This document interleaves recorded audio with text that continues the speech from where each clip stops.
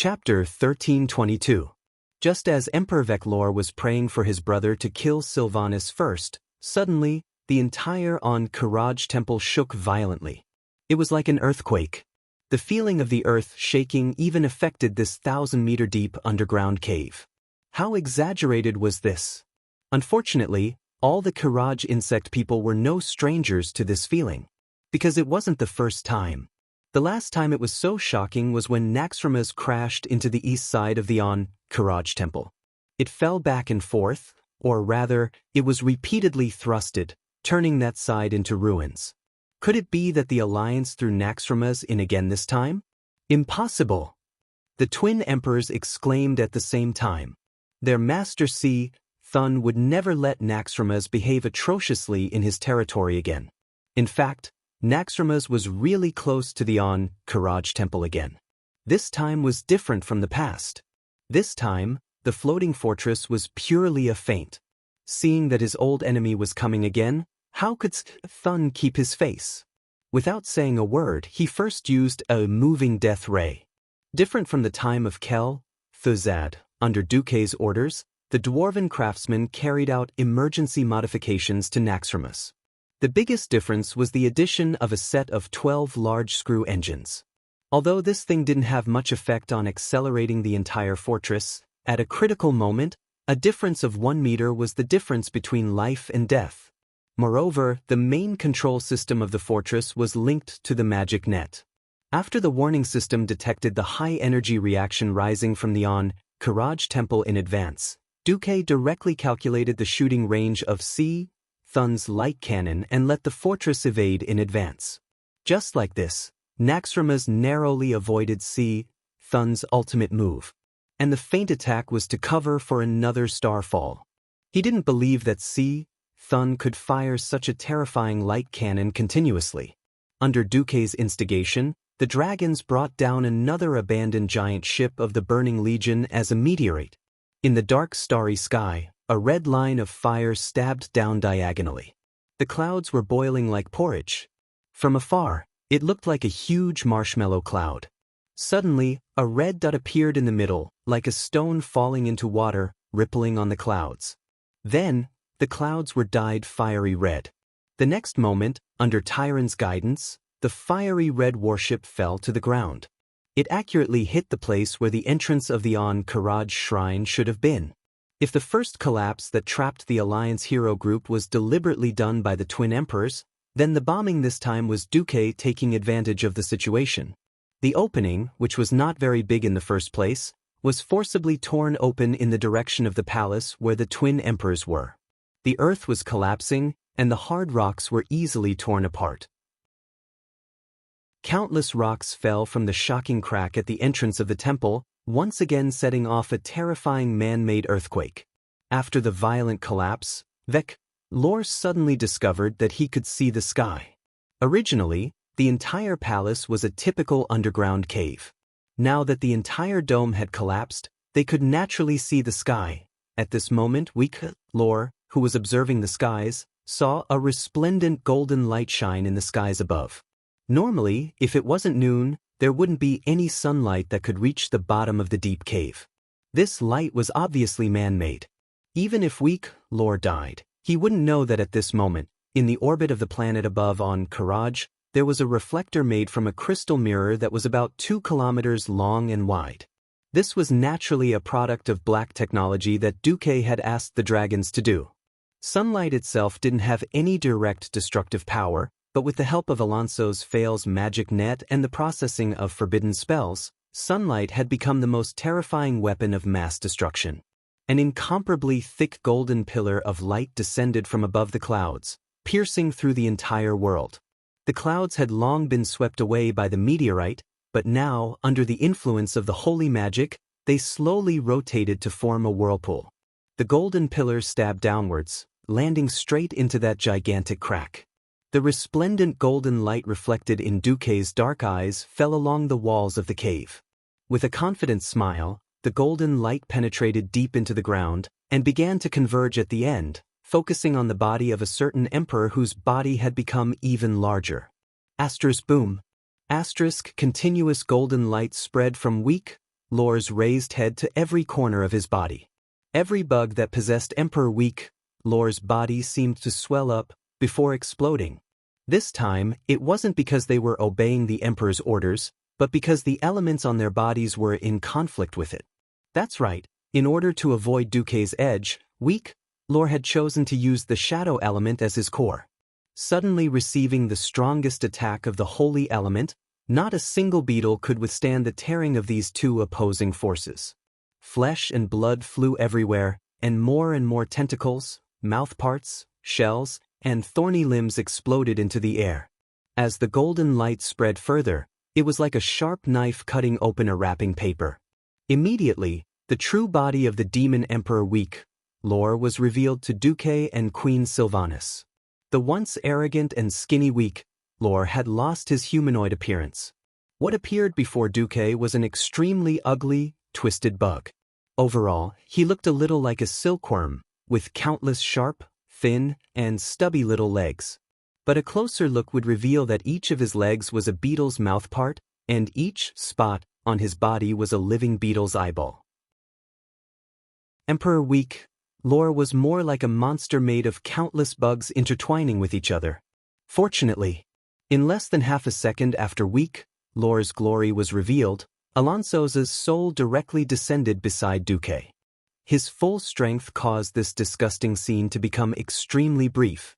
Amidst an earth-shattering, inhuman scream, that giant bug amalgamation suddenly exploded. Every single tentacle, every single horn, and every single hair that was like steel needles completely exploded apart and transformed into specks of powder that were the size of ordinary ants. In the end, they didn't even have the time to flutter down before they had already dispersed within the golden radiance. On the other side, the sword Emperor Vecnala's triple slash had almost forced Sylvanas into a dead end. At this moment, the sword Emperor's huge body suddenly shrunk rapidly. In a short 3 seconds, he had become an empty bag of skin, collapsing on the ground. In the surroundings, all of the bugs wandering about on the ground died. They exploded one after another, as if a rain of blood had fallen. Sylvanas turned his head and saw Duque standing proudly within the golden light. His expression was normal, and his black pupils were accompanied by a light smile. It was as if what he had just killed were not 2 demigods, but 2 ants. Chapter 1323. He died just like that? Queen Sylvanas' face was still frozen in disbelief. Did we win? Duque smiled as he walked over and hooked Queen Sylvanas' little nose. In order to fight against my elemental advantage, Lore almost changed the attributes of his entire body to shadow. He was gambling on the fact that there was no strong direct sunlight in this dark underground palace. Obviously, he bet on the wrong bet. Queen Sylvanas was stunned for a moment before a bright smile blossomed on her face. You master tacticians are all despicable. Duque was speechless. In history, Queen Sylvanas was a ruthless person who had no choice but to max out her talent in scheming.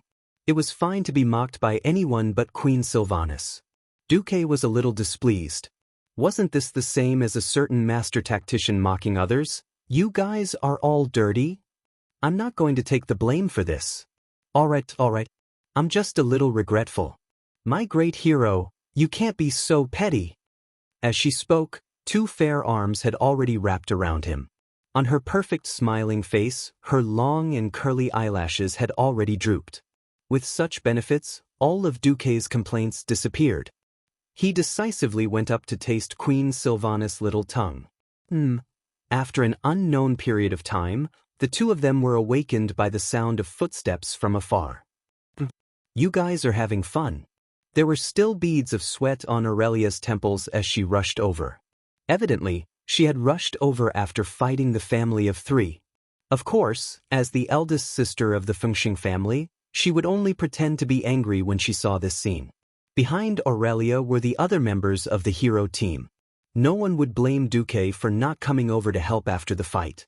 Duque had already fought the strongest enemy. If they couldn't even deal with an ordinary leader, they wouldn't be qualified to stay in the hero team. The battle on William's side was the last to end, and it was rather pathetic. Many of them had sustained injuries that were neither light nor heavy.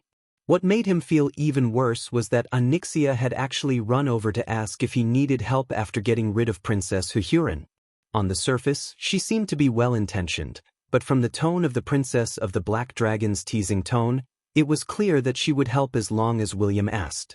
However, it was unknown if she would say something behind his back. William didn't reply immediately. Instead, he asked about everyone's situation. When he found out that his group was the last to fight, he made an interesting choice. He wanted Xianxia to hold the line, but he wanted the members in the cave to rely on their own strength to finish off the tenacious Fancaris. Looking at the battered William and the rest walking towards him, Duque nodded slightly. William took the initiative and said, "I'm sorry, it seems like I made the wrong choice.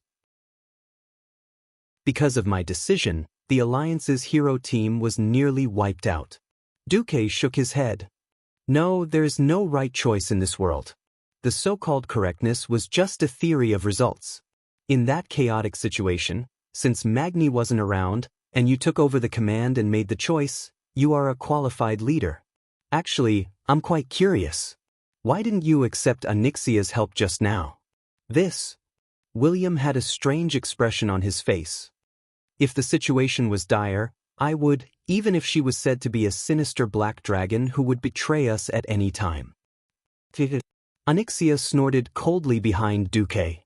"If it was her master or someone else, I wouldn't be at ease with her. Since it was Uncle Duque, the savior of Stormwind, I definitely approve of your decision. Moreover, the situation was already stable at that time, so I would rather let everyone have a better experience." "A wise choice," Duque praised sincerely. "You're starting to become an outstanding leader." William nodded humbly. "Thank you, Uncle Duque. Actually, I would like to consult you, who is known as the greatest strategist in the history of the Alliance. What's a better way to break the other party's conspiracy?" As an elder, Duque explained to William in detail, when the other party has obviously set up a trap. As a leader, the first thing to do is to make a decisive decision. Being overcautious and not doing anything is the worst. As long as you make a decision, even if it's a wrong decision, it's better than doing nothing and letting the team follow the other party's ideas and let the situation develop. Duque continued, "Be it strategy or tactics, they are all psychological games. There was no such thing as an absolute mental model. If you have a deeper understanding of the enemy, but the enemy doesn't know anything about you, then you've already won half of the battle." "Then, Uncle Duque, why are you always able to use all kinds of exaggerated methods to deal with the enemy?" "That's because I'm a transmigrator." Cuff. Duke lectured with a straight face. "I have always used strange ideas to defeat my enemies, because I have jumped out of the enemy's way of thinking. At the same time, I have a broader vision than the enemy. That's why I can always win. I've never been the most outstanding one. I'm only a little better than the enemy. I also know that what I lack the most is experience, but since my subjects have high expectations of me, I want to avoid detours as much as possible. Do you have any good ideas or good guidelines?" "You don't say, there really is. I found this rather interesting book on the art of war in Mediva's library. I'll give it to you today. I hope you can read it and read it thoroughly." With that, the sage-like Dumuk solemnly took out an ancient book that had been specially dyed yellow with soy sauce, washed and dried. "What book is this?" William's eyes widened. Under the watchful eyes of Valilla and Brawl, he caressed the cover and slowly opened the first page. He looked at the strange square words and was extremely confused. "Oh, I forgot that you don't know any languages other than the Common Language and Darnassus. For this day, I've prepared my translation for you." Duque took out a newly written translation in the Common Language. Sun Tzu's Art of War, How to Get More Grandchildren. First, you have to find 100 beauties who are willing to have children with you. Give birth to 1,000 children, and then... Before William could finish reading, Duque snatched the book back at lightning speed. "You're mistaken, this is the book." Duque took out another translation of Sun Tzu's Art of War. He could clearly feel more than 10 shy and angry gazes from all around him. War is a matter of great importance to a country. It's the land of life and death, the path of survival. It must be examined. Although it was a little hard to understand after William read it out, it was more than 100 times more pretentious in an instant.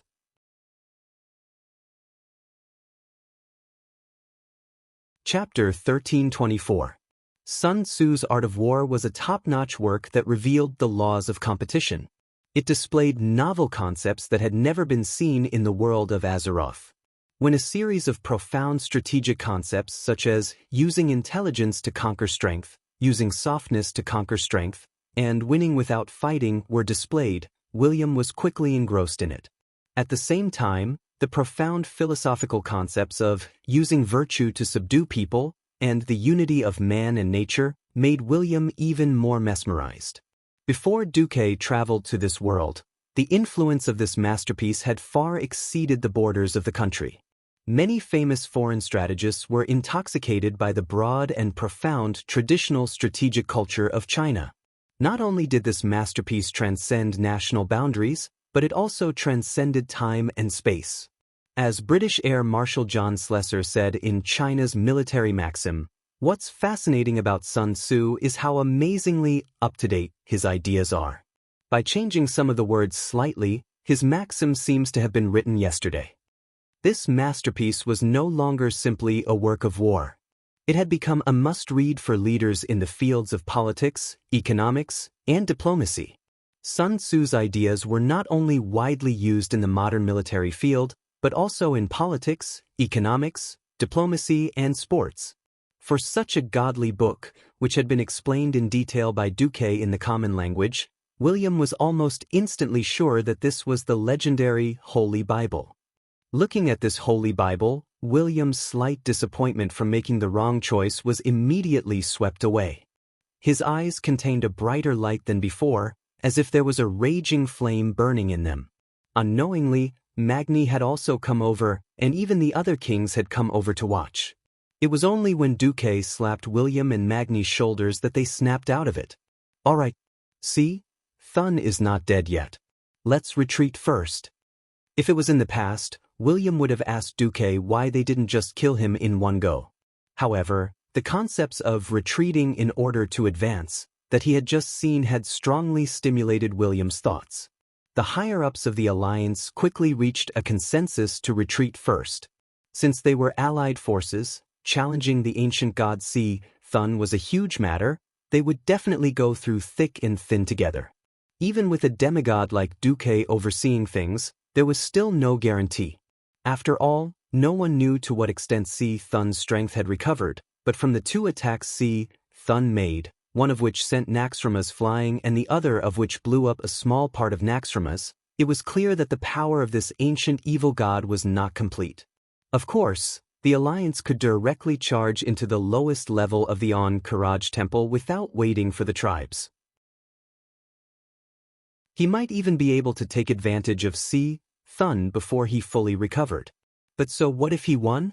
They might be able to obtain some decent equipment, but who could guarantee that the Alliance's experts wouldn't die? It was precisely because the Alliance was stronger than the Horde in terms of both quantity and quality of experts, as well as national and military power, that the Alliance was able to form an allied army. If the Alliance sacrificed too much, it would only benefit the Horde. William suddenly understood why Duque wanted to retreat first. Duque smiled and turned to Jaina. "Go out and inform the vanguard of the allied army to retreat immediately from the Wall of Beetles to the Divine Temple. At the same time, prepare to use continuous artillery fire 24 hours a day to cover the road from the Wall of Beetles to the Karaj ruins." Almost as soon as the Alliance heroes returned to Naxxramas, the most terrifying insect swarm on record broke out in the Karaj temple. Damn it! It's here again. On the floating fortress, all kinds of chaotic sounds drowned out everything. The sound of orders, angry curses, and then the loudest sound of artillery fire rang out. No one could figure out whether the sound of the artillery had alarmed the swarm, or whether the swarm had attracted the artillery fire. Almost at the same time as the artillery shells rained down on the Karaj temple, insects the size of small trucks rushed out from every corner of the temple with their fangs and claws bared. They were like a black carpet that covered the entire ground, dyeing the yellow earth into a creepy, constantly shaking black color. They rushed out of the temple and formed a huge wall that was like a wave. They rushed forward crazily and quickly, even ignoring the cries of their companions. They stepped on their companions that ran slower to the bottom. Whether or not they would be trampled to death, no one knew. Originally, Lurok Salyafar didn't want to retreat because retreating meant that the Horde heroes led by Sal would be cut off. However, Duke's words dispelled his thoughts. Vuruk, I don't doubt your loyalty to the chief at all, but it's not like you haven't seen an insect swarm before. How long do you think your army can last in front of this tide? Do you want to kill the last elites of the Horde? And as long as we kill all the insects, we can still get Sal and the others back. Don't worry, as long as Thun isn't beaten back to the depths of the planet, the interests of the Alliance and the Horde will be the same. Varrock was silent for a few seconds and finally nodded. The Horde retreated. The Alliance, with the convenience of Naxxramas, crazily opened fire on every aisle in the direction of the Karaj Temple, every place that wasn't under the protection of Thun's power. The insects were charging without any regard for their own lives, and the Alliance's artillery was also covering the area. The swarm of insects that was originally like a surging black tide didn't even have time to form an interweaving turbulence before it was smashed to pieces by the Alliance's superior artillery. The entire world seemed to be filled with the light of the explosions. As the Cannon King of the Alliance, Bu Lang Bronzebeard methodically commanded Naxxramas. 4 ground attacks, prioritize the incendiary bombs, then the explosive bombs. For air attacks, don't stop the 3 types of bombs. Don't be afraid to run out of bombs. Sir Duke Marcus is already a demigod for mages. He will open a portal for us to replenish our ammunition. In the command center, after letting Khadgar help with the matter of the portal, Duke's focus fell on another place. He said to Varrock and Magni, "See? The range of Thun's power shield has shrunk." The two nodded at the same time. Originally, Thun could cover the entire Karaj Temple, but now it only covered the main hall of the temple. Other places, even if stray bullets flew over, it didn't matter. Why is that? Varrock was puzzled. Because our Alliance's hero squad first broke the pillar of the Karaj Temple. Duke raised his palm, and 2 souls that looked like little people appeared on his palm. Even though these 2 souls had been imprisoned by Duke, Varrock could still clearly feel the strong will and surging soul waves from these 2 souls. This is the souls of the twin emperors, the emperor of the Karaj insect people, and also the leader of the swarm. After losing them, Thun could no longer control the Karaj insect people well, so he simply sent all the low-level insects to their deaths.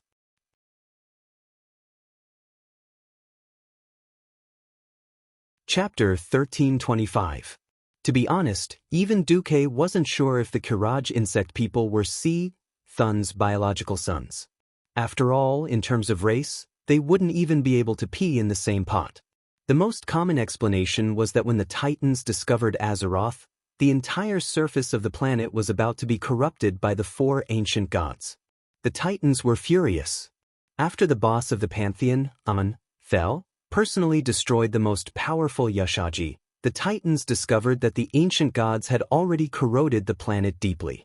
Killing the ancient gods would cause great damage to Azeroth.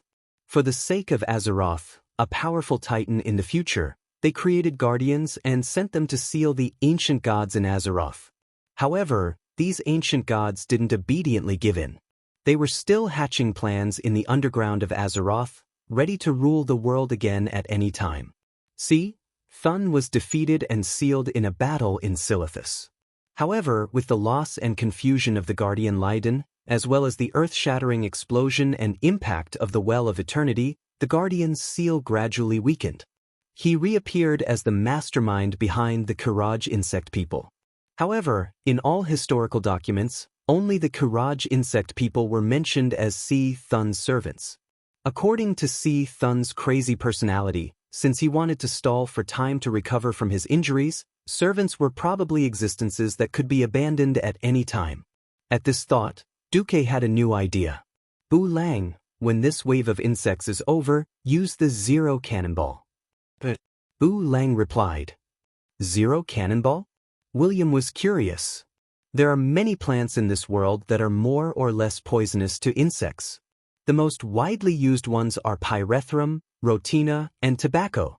The so-called zero cannonball is to cultivate a large number of these plants, grind them into powder, and then shoot them near the insect nest.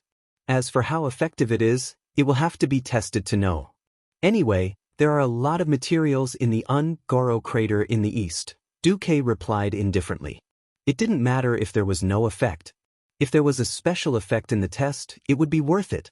Although Thun didn't care about the insects, the Alliance and the Horde did. Even if they killed Thun, there might be another insect wave, and the whole of Kalandor would have to kneel. It was not possible to form such a magnificent coalition army every time. As a transmigrator, Duque knew that Azeroth was full of trouble. William nodded heavily. I've learned a lot. After settling the chores, Duque came to the strange little space attached to Naxxramas. This place, which used to be the Frost Dragon's lair and the Temple of Kel, Thuzad, had now become the core area of the stronghold.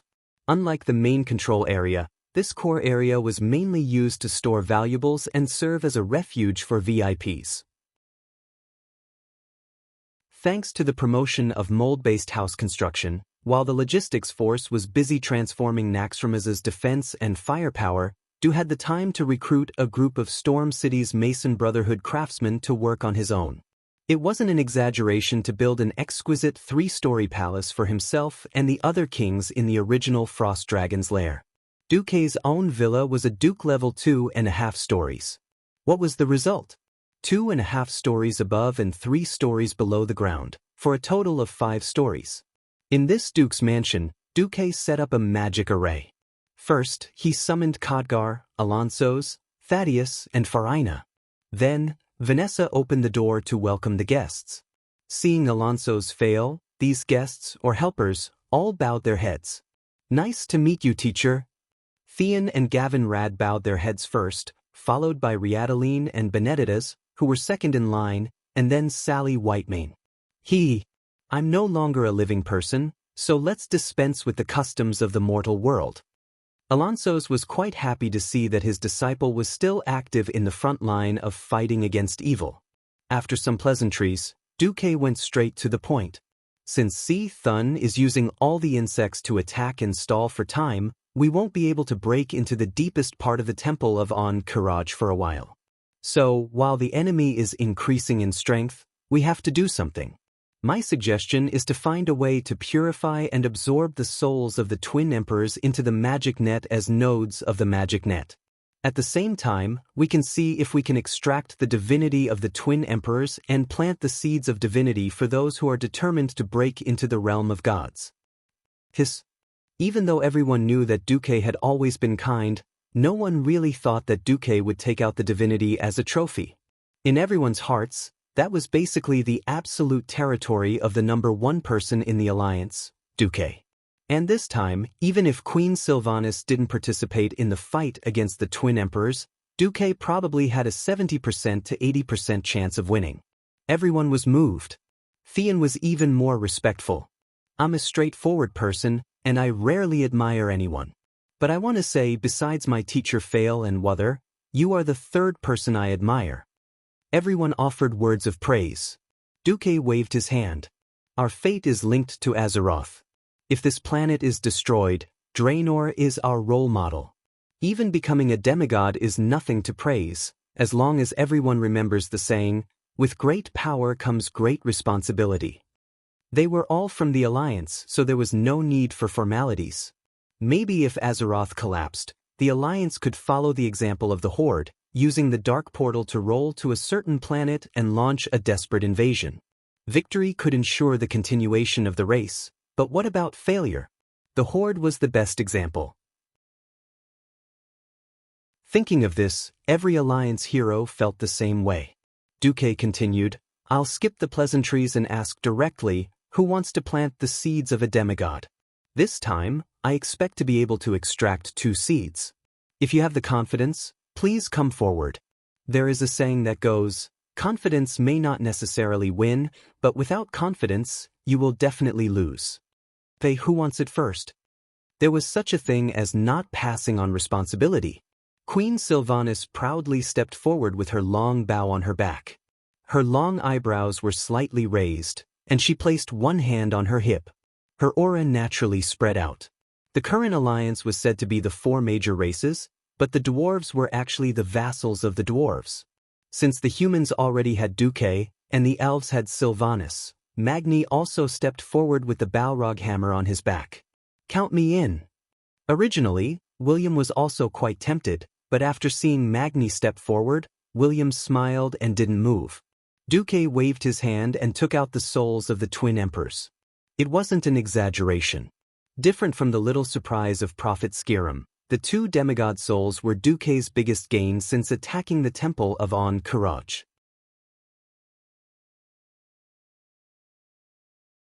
Chapter 1326. Unfortunately, the souls of the twin emperors were symbiotic and could not be separated and used separately. Of course, the difficulty of subduing them had more than doubled.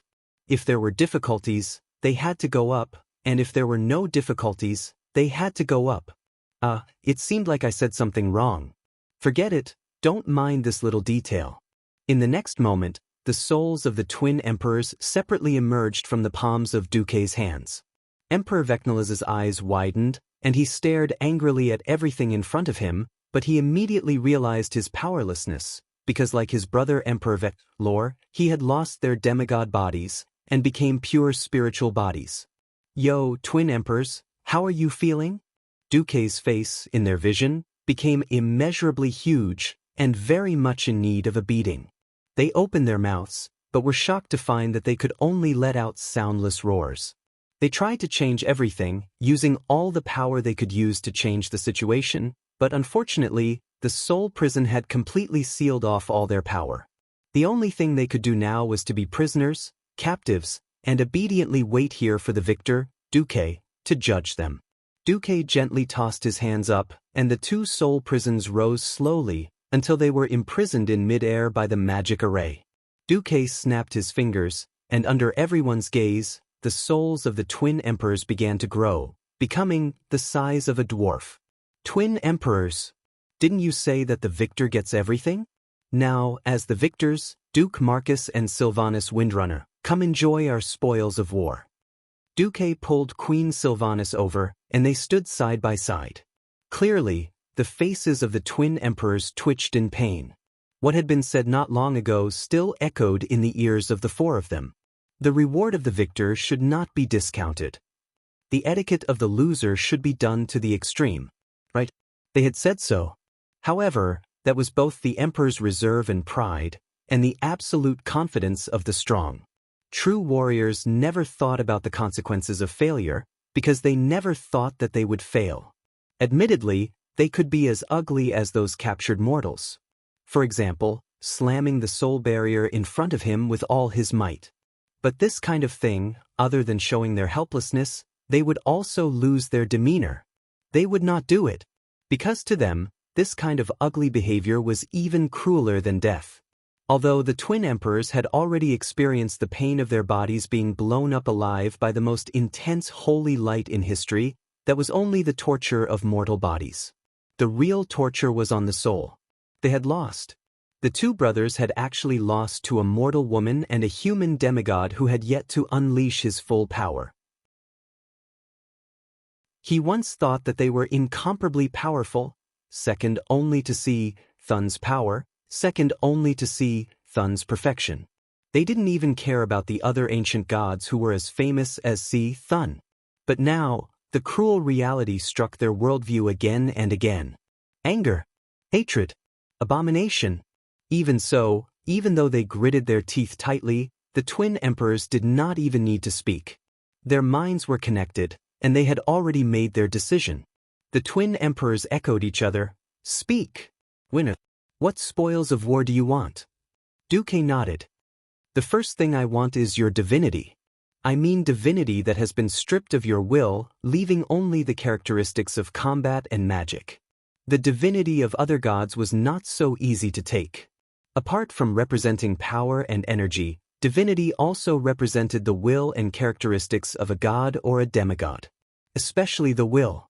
If the will left on the divinity was forcibly dispelled, the result would either be failure and the will above would backfire, or it would be like Duque dealing with Prophet Skiram before, where the loss was huge, and it would be amazing if there was even one left after 2 points of divinity. If the other took the initiative to remove the divinity, that was another matter. Duque was not worried that the twin emperors would not give in. The biggest difference was not that there was no gain, but how much gain. The oath of the emperors will not be broken. Having said that, the twin emperors were very straightforward and directly began to withdraw the will on their divinity. This was not a simple thing. Divinity, as the most important asset of a demigod, was usually eager to inject the largest and most resolute will into it, to prevent it from being seized by the enemy. Every demigod did everything possible to stamp their own mark on every corner of the divinity.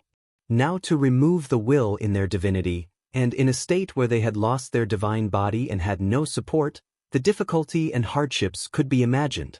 Duque wanted to provide magical support, but was refused by the stubborn emperor. This process lasted for a full half an hour, during which no one spoke, quietly watching the twin emperors cast the spell. It was finally done. All right, here. The emperor will fulfill his promise. The twin emperors, echoing each other, gave 2 big gifts.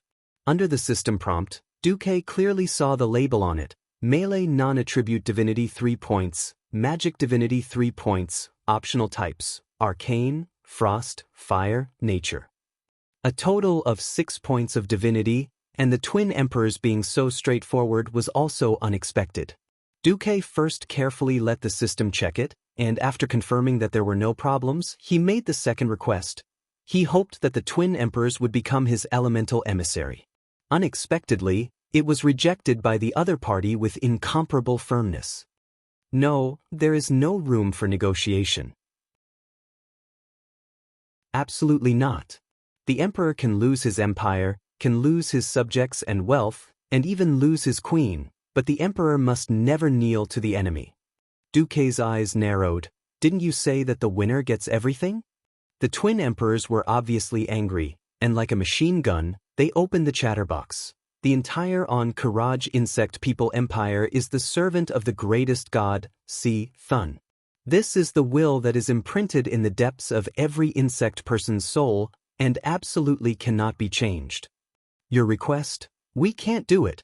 And our failure does not mean that we surrender. Even if you are the winner, you are not qualified to gain our loyalty. You will fail in the end. The Supreme Thun will lead the Courage insect people to occupy this world.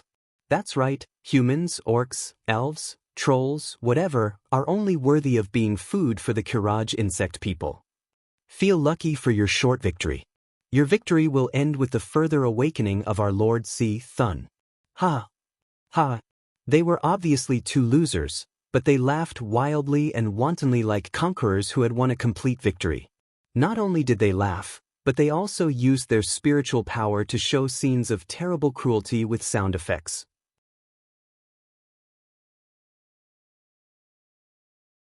Chapter 1327. That was when the Cenarian fortress had yet to be reactivated, and there was only a team of night elves guarding it. The insects that covered the mountains and plains easily flooded the entire fortress. No. Is the War of the Shifting Sands going to start again? The ones guarding the fortress were the night elves' most elite sentries. So what? They were too few in number. The sharp arrows easily pierced the skulls of the insects, and the arrows that penetrated the brain took the insect's life. Shoot 1 dead, and 3 more charged forward. Shoot 3 dead, and a swarm of them surged forward. They were already short on manpower, and the vast fortress defense line was not something that could be maintained by a mere 30 people. In the blink of an eye, the entire defense line was broken through. As the captain, the druid merely sent out an owl to send a message. The sturdy armor was easily pierced through by the sharp mouthparts of the giant insects, and with a ripping sound, the armor and the delicate limbs were torn apart like a piece of paper. Duran. Sherna, an elf couple was instantly pushed away by the swarm of insects. The cruel insects did not kill them on the spot. Instead, they pierced their collarbones with their sharp horns and held them up high, facing each other, letting out a unique howl as if they were showing off. "No, let her go. You can do whatever you want to me. Let her go." The strong Duran broke down.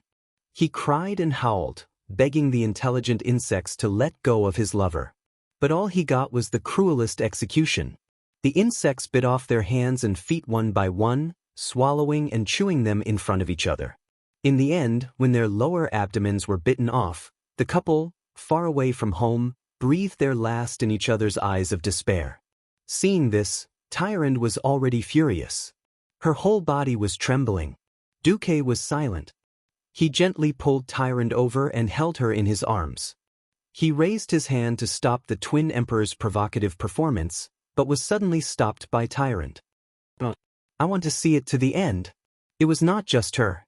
Even though the faces of Queen Sylph and the other alliance champions were filled with anger, and even though their fists were already trembling from clenching too tightly, not a single person tried to stop the twin emperors. Duque let out a long sigh. The scene changed to Thunder Cliff. A family of Tauren herdsmen were playing with their kodo beasts that were as large as rhinoceroses. The swarm of insects had arrived. They came without any scruples. The brave Tauren father used the thick totem pole to smash the 3 insects to death. Then, his hands and feet were pierced by the long insect mouthparts and lifted up high. As the price for daring to resist the Courage insect people, his punishment was that in front of him, the insects first ate his 2 sons who were 3 years old and 1 year old, then his lover. Finally, under the ferocious laughter of the leader of the Courage insect people guards, he ordered the insects to dismember his body and eat him. What the father saw on his deathbed was the twisted heads of his wife and son. The scene changed again. At the Tree Shade Inn at the junction of the Dustwallow Swamp and the Crossroads. Because of the wood trade between the Alliance and the Horde, this place became the most harmonious place for humans and beastmen. Originally, this place was full of laughter. Even though both sides were armed with weapons, they were more like decorations. The heroic Theramore warriors dared to compete in drinking with the beastmen who were 1 size bigger than them. They dared to arm wrestle with them. Even if they lost, they kept fighting. On everyone's faces, there was no longer any hatred in the past. When the swarm of insects arrived, everything changed. A huge number of flying insects drowned everything. The Alliance's artillery couldn't even fire 3 shots before the cannoneer's head was cut off by the flying insects. On the simple arrow tower of the Horde, the troll thrower didn't even have time to throw a few javelins before the tower was knocked down by the giant insects the size of mammoths. He fell to the ground and was then swarmed by the insects and eaten. The humans and beastmen who were once enemies stood back to back and launched a desperate counterattack against the swarm of insects. Everything was in vain. Blood stained every corner of the Tree Shade Inn. Every wall was brutally smashed through. Every wooden pillar was bitten off like a tooth-grinding toy. Every warrior or civilian, together with their armor, was swallowed alive. Regardless of race, regardless of identity, regardless of age, regardless of man or woman, old or weak, sick or disabled. Seeing this, the Alliance heroes present were already beyond furious. However, the twin emperors added fuel to the fire. The Karaji insects are the supreme rulers who rule this planet on behalf of our Lord. Just as you humans eat pigs, cows, chickens, and ducks, you lowly races are just food for us insect people. So don't be delusional. The noble insect people will never become your slaves. Until this moment, everyone finally understood. The twin emperors boasted of their nobility, but they were willing to concede defeat and give up their most precious divinity. But deep down, they didn't think that their race had failed, and they still boasted of being noble and unparalleled. How laughable and pathetic was this? They were obviously Thun's slaves, but they were pretentious. They were clearly about to be exterminated, but they considered themselves to be masters. Suddenly, 2 golden lights fell from the top of the space.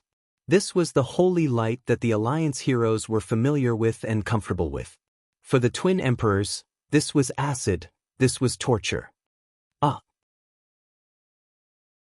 It hurts. Unable to control themselves, the twin emperors screamed at the same time. The The people led by Duque were dumbfounded, looking at the perpetrator. If it was Gavin Rad who couldn't help but make a move, Duque felt that it was normal. The problem was that the person who made a move was the former Archbishop of Holy Light, Alonso's Fail. Aren't you known to be kind? What about your 3 main virtues? The twin emperors laughed in pain. Ridiculous. Don't humans kill? Don't humans have instincts? Alonso said seriously with a straight face, the reason why intelligent creatures are intelligent creatures is that intelligent creatures have rationality. They know how to control their instincts, and not to indulge their instincts infinitely to trample on other intelligent creatures and strangle the living space of other creatures. Alonso's increased the punishment of the holy light while continuing, races that don't know how to live in peace with other intelligent races in the world and abuse natural resources wantonly will bring about their own destruction. As long as they are willing to repent, I can accept even their current tribe, because they have learned how to get along with other races. But it is clear that the current Karaji insect people are not qualified to exist in the world of Azeroth. Duque was speechless. Archbishop, you are so domineering. Don't you think so? Could this be the legendary, monks don't lie, and if I say I will destroy your whole family, I will destroy your whole family? Or could it be that this is monks don't kill, and monks only kill familiar? Then, may I ask Archbishop, do you kill them after they are cooked or roasted?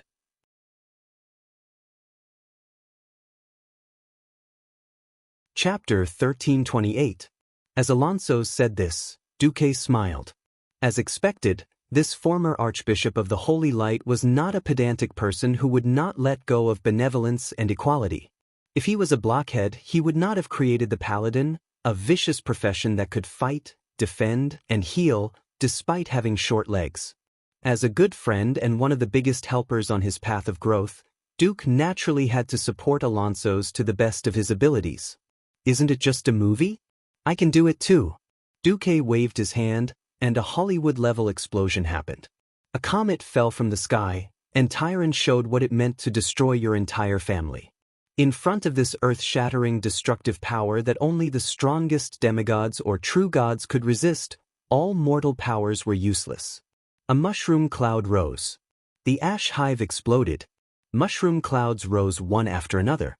The Zora hive and Rago hive were finished too. As the Emperor, he had never taken the low-level insects seriously. He could do whatever he wanted to the insects. But in front of the enemy, even the low-level insects could not be easily humiliated. Duque's actions were a slap to the face, and a resounding slap at that. Didn't you think that the insects were powerful? Didn't you say that the insects were the rulers of Azeroth? Why did they have to exterminate their entire clan?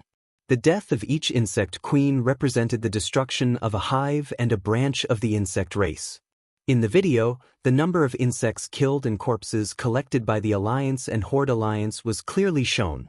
This kind of slap to the face with big data was crueler and more effective. Not only that, Duque also provided real-time combat footage. At this moment, outside, the Alliance's cannons shook the sky, and mushroom clouds of various sizes rose in the empty space in front of the Karaj temple. Not only did the insects at the center of the explosion die without a complete corpse, but even those within the range of the shockwave were stabbed to death by the sharp claws or broken limbs of their comrades. In the air, there were not many insects that could escape the large-scale coverage of the Tyrant 3 bombs. Occasionally, a few of them managed to advance, but they had to face the barrage of magic bullets that poured down on them like a storm from the countless magic towers. If he was lucky enough to come over, there would be griffins and wyverns to intercept him at close range. It wasn't that there weren't any large bugs that tried to break through. There was one in the image that was as large as a train carriage that tried to break through. In the end, Xianxia, who was entrenched on the platform of the fortress, pounced on it. With a sweep of her dragon tail, it was smashed into pieces and fell to the ground. The twin emperors felt as if their hearts had been cut by a knife. The destruction of his clansmen was indeed heartbreaking. What Duque showed next were the scenes of Archimonde, Ragnaros, Nefarian, Xianxia, and other powerful figures being defeated or killed. Every scene was so soul-stirring that they were shocked speechless. If it was an ordinary blow, Although it was painful, they believed that they would be able to endure it in the end. Even if they had to endure the punishment and torture of the holy light, they were confident that their souls would not fall. Unfortunately, what they saw now was the greatest pain for them, because they saw the possibility of their master, Si, Thun, being defeated. Si, Thun was not invincible. 25,000 years ago, he had been defeated once, and he had been defeated very, very badly. Not only was he seriously injured, but he was also completely sealed, locked in the deepest part of the earth like a dog. Our master might be defeated. Once this thought arose, it could not be extinguished. Their only goal now was to persevere and refuse to give in to Duque. Although even the twin emperors themselves did not know what the meaning of their perseverance was, Si, Thun was like a bright light in the dark, the last breath that supported their will. Duque's voice, which did not sound loud, was amplified by his divine power, almost 10 times louder than a loudspeaker. Every note shook the twin emperors' minds. Stupid and pitiful creatures who can't see the big picture. Don't you know that the existence in front of the wheel of history, no matter how great or small you are, will be completely crushed? This is fate. Fate was a very mysterious word. When someone was invincible, he was definitely a proud dragon, even daring to pierce through the sky. When he was defeated and depressed, this word was the most terrible and unsolvable curse, firmly binding his soul, with no hope of breaking free. Duque used the so-called fate to trick the Black Dragon Princess into becoming his mount after defeating her. When he had nothing to do, he would ride her for fun, and when he had something to do, he would ride her for battle. It felt so good. Now, Duque had used this trick on the twin emperors. Duque's voice carried endless majesty and a hint of temptation. Are you still stubborn? Do you still expect your master Si, Thun to turn the tables? This is ridiculous. The fate of Si, Thun's destruction has been decided. In a month at most, you can see Si, Thun's corpse. This time, not only did the twin emperors lose their voices, but even the alliance's powerhouses looked shocked. These words were too exaggerated. Impossible. You can't defeat our master. Not to mention the twin emperors, even the alliance's powerhouses were anxious for Duque. These words were too full of themselves. Even though Si, Thun had been seriously injured, he was still a true god. Originally, the alliance's attack on Courage was something they had no choice but to do. It wasn't easy for Duque to become a demigod, which gave everyone more confidence.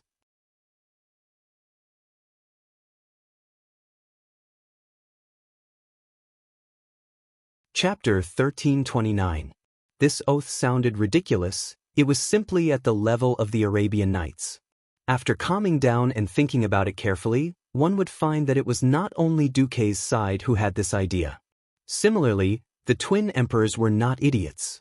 If what Duque showed the twin emperors was only the scene of the destruction of the 3 insect nests of Silithus, it was just a demonstration, then the scene of the insects coming out of the temple of Courage to make a death charge told the twin emperors another key. After they were killed, Si, Thun was tired of these worthless servants of the Courage insect people. Outsiders could not see it, but as the insect people emperors, they could definitely see that in the charging swarm of insects, there were a large number of insects that were not qualified to be soldiers. No race would let their young go to the battlefield unless it was a matter of survival. Thun was burning the bridge after crossing it. This was the core reason that made the twin emperors angry and loosened their minds. With the help of the system, Duque saw the age structure of the insects, which was why he seemed to gamble. He seemed reckless and even boastful. If you thought about it carefully, you would know that there was no such thing as failure in Duque's dictionary. If the Alliance's hero group failed, then whether the souls of the twin emperors would be returned would naturally be decided by the victorious Si, Thun. It was impossible for Duque to use Si, Thun's servants to cause Thun to let him go. If the Alliance won, then the twin emperors would undoubtedly find a new way to survive for the Courage insect people who were at the end of their rope. Of course, if the Alliance did not win, then naturally there was no need to mention anything. They did not overly force the twin emperors to make a decision now, and everyone dispersed after the twin emperors made their promise. Kalia asked, If we win against Si Thun, will we really accept those terrible insects? Duque smiled. Are the orcs scary? Cruel? Kalia was suddenly enlightened. Yes, the orcs were also scary and cruel. These green-skinned humanoid monsters once ravaged the entire Eastern Kingdom, causing millions of deaths and injuries, plunging tens of millions of people into the flames of war, and bringing unforgettable terror and pain to all the major races of Azeroth. But now, these terrifying and cruel green-skinned creatures had become the allies of the entire alliance. Was it funny? Was it worth hate and anger? Maybe, maybe not. In the face of the survival of an entire race, or even the entire planet, racial hatred was nothing. Thanks to the tireless propaganda and guidance of the various countries over the years, the people's hatred towards the orcs had been slightly reduced. At least until the new enemy was eliminated, the fuse would not be lit. This situation also applied to the Kiraj insect people. Those insects would be useful in many ways if they were used as mounts, Thean commented. Yes, such as rugged caves, Varian nodded. In the air, griffins could be used. On relatively flat ground, horses could be used.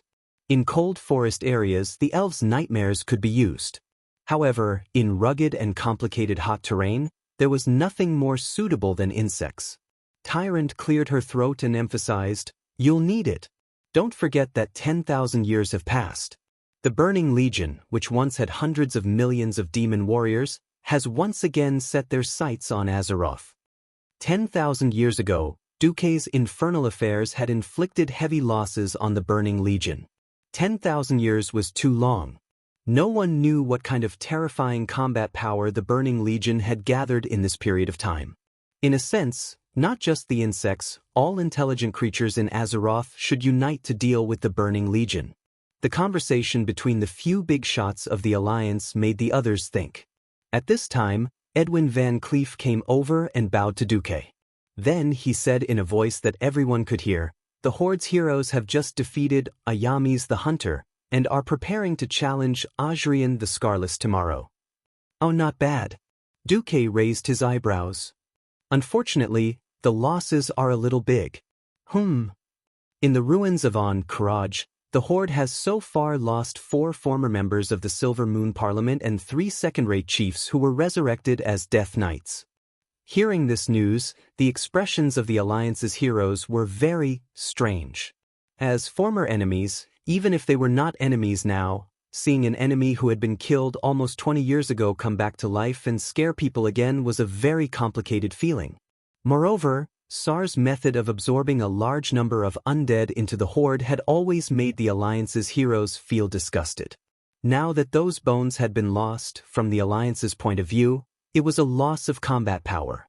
From the Alliance's point of view, it was no different from setting off firecrackers to celebrate. Duque turned to look at Tyrant. Tyrant immediately understood and ran to contact Fandral Staghelm. After a while, Tyrant returned. "It's good news.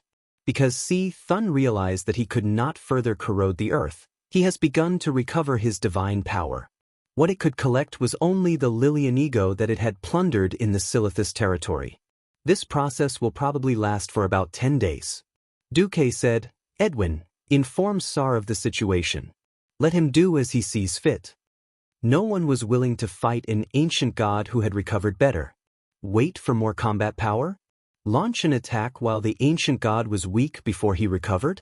This was a very difficult choice. There was no such thing as having the best of both worlds. The higher the level of a commander, the more painful choices they had to make in all kinds of unfavorable situations. Fortunately, while Si Thun was accumulating strength, the Alliance was not idle either.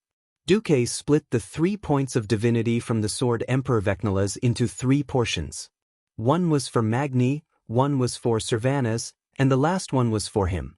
Even though each portion did not actually have a single point of divinity, it was a special energy that contained divine power waves. And don't think that Vecnala's only knew how to use a sword. In reality, he was also one of Azeroth's specialties. Almost all the experts in this world were all-rounders. For example, Anduin Lothar could wield a 5-meter-long lance while riding a horse, shoot a squirrel's eye from 50 meters away with a bow while on horseback, and swing a two-handed greatsword like it was child's play. What weapon he used to be famous was purely because he was most comfortable with it. Vecnala's archery was also very good.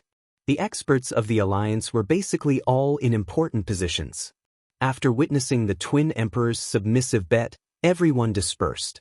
After Duque had arranged other matters, he could finally relax. Unknowingly, it was already late at night. In the villa in Naxxramas, Duque collapsed on the sofa, not wanting to move even half a finger. He was too tired. He had just become a demigod and had to rush over to save the day. Then there were all kinds of trivial matters. Suddenly he heard a knock on the door. "Come in." A beautiful figure flashed in front of the magic lamp at the door. Accompanied by a fragrant wind, a graceful blonde figure appeared in front of him. "Huh."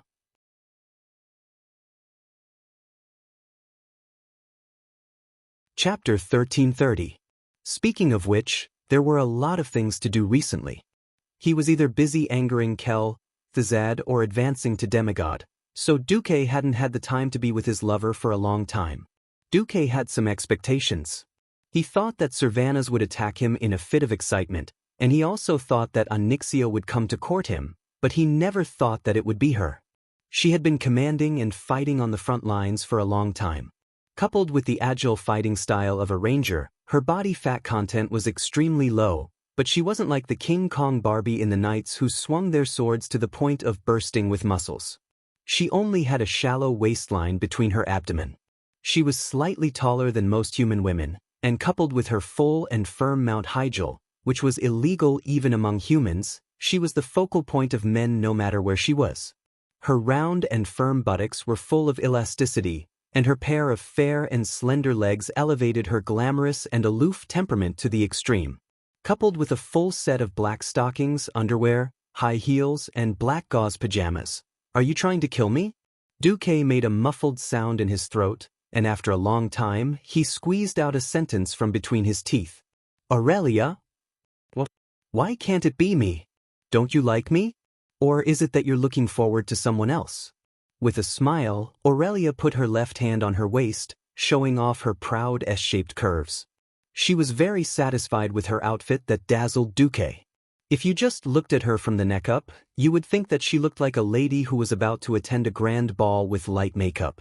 However, when she gently took off the hairpin that held her hair in place at the back of her head and looked at her cascading blonde hair, you would think that she looked like a beautiful warhorse that was about to gallop with its front hooves raised high.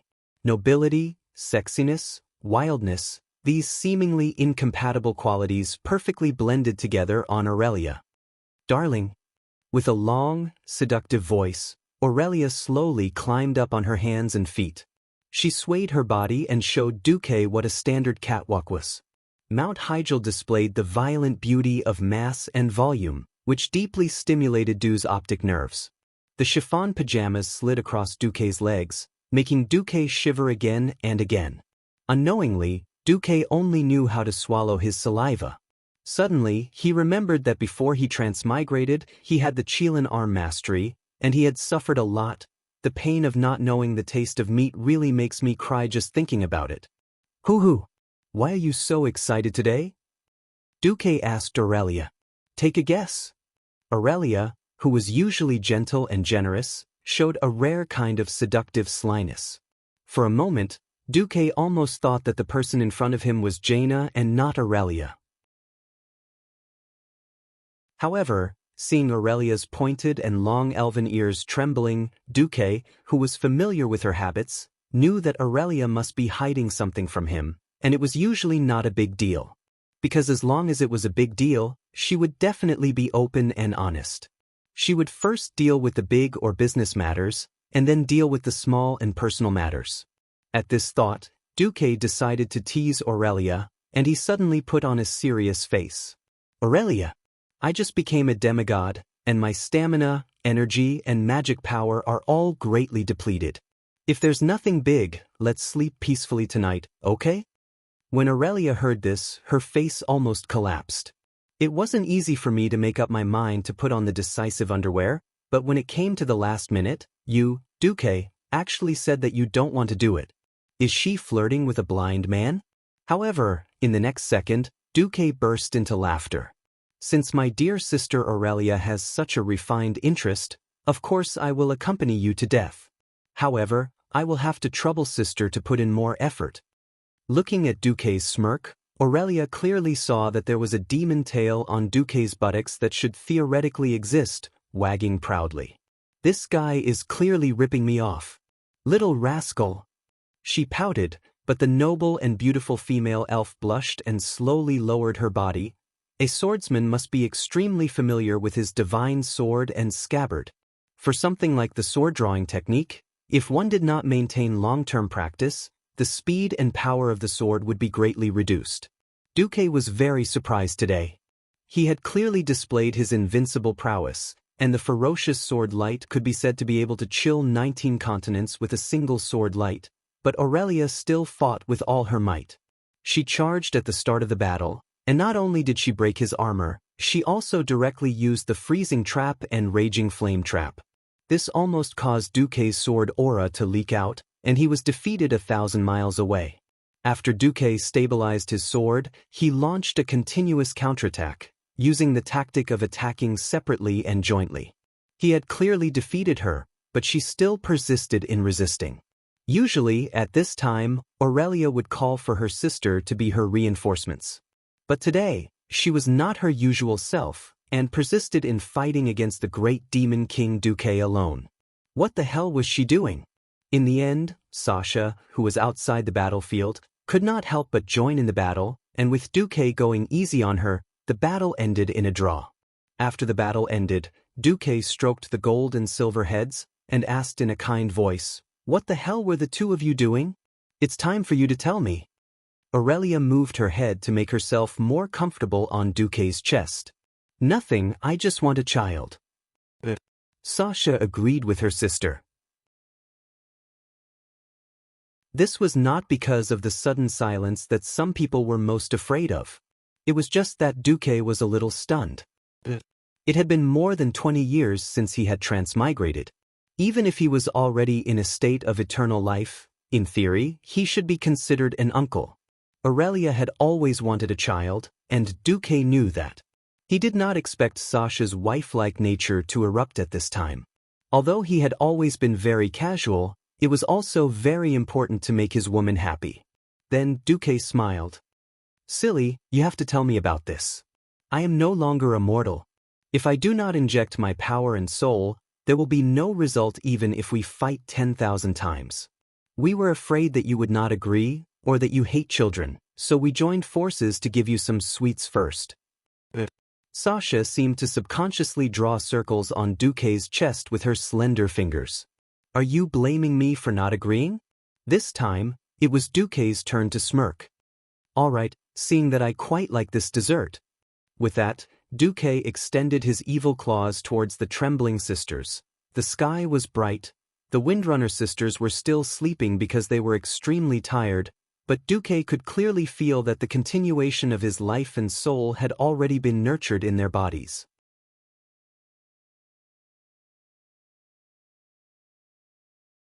Chapter 1331.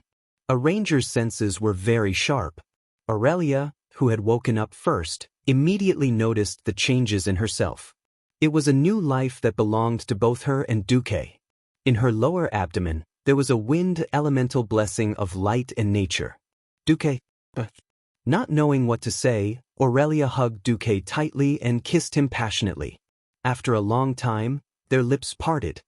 10 months later, then, Duque gently pressed his index finger against his lover's red lips.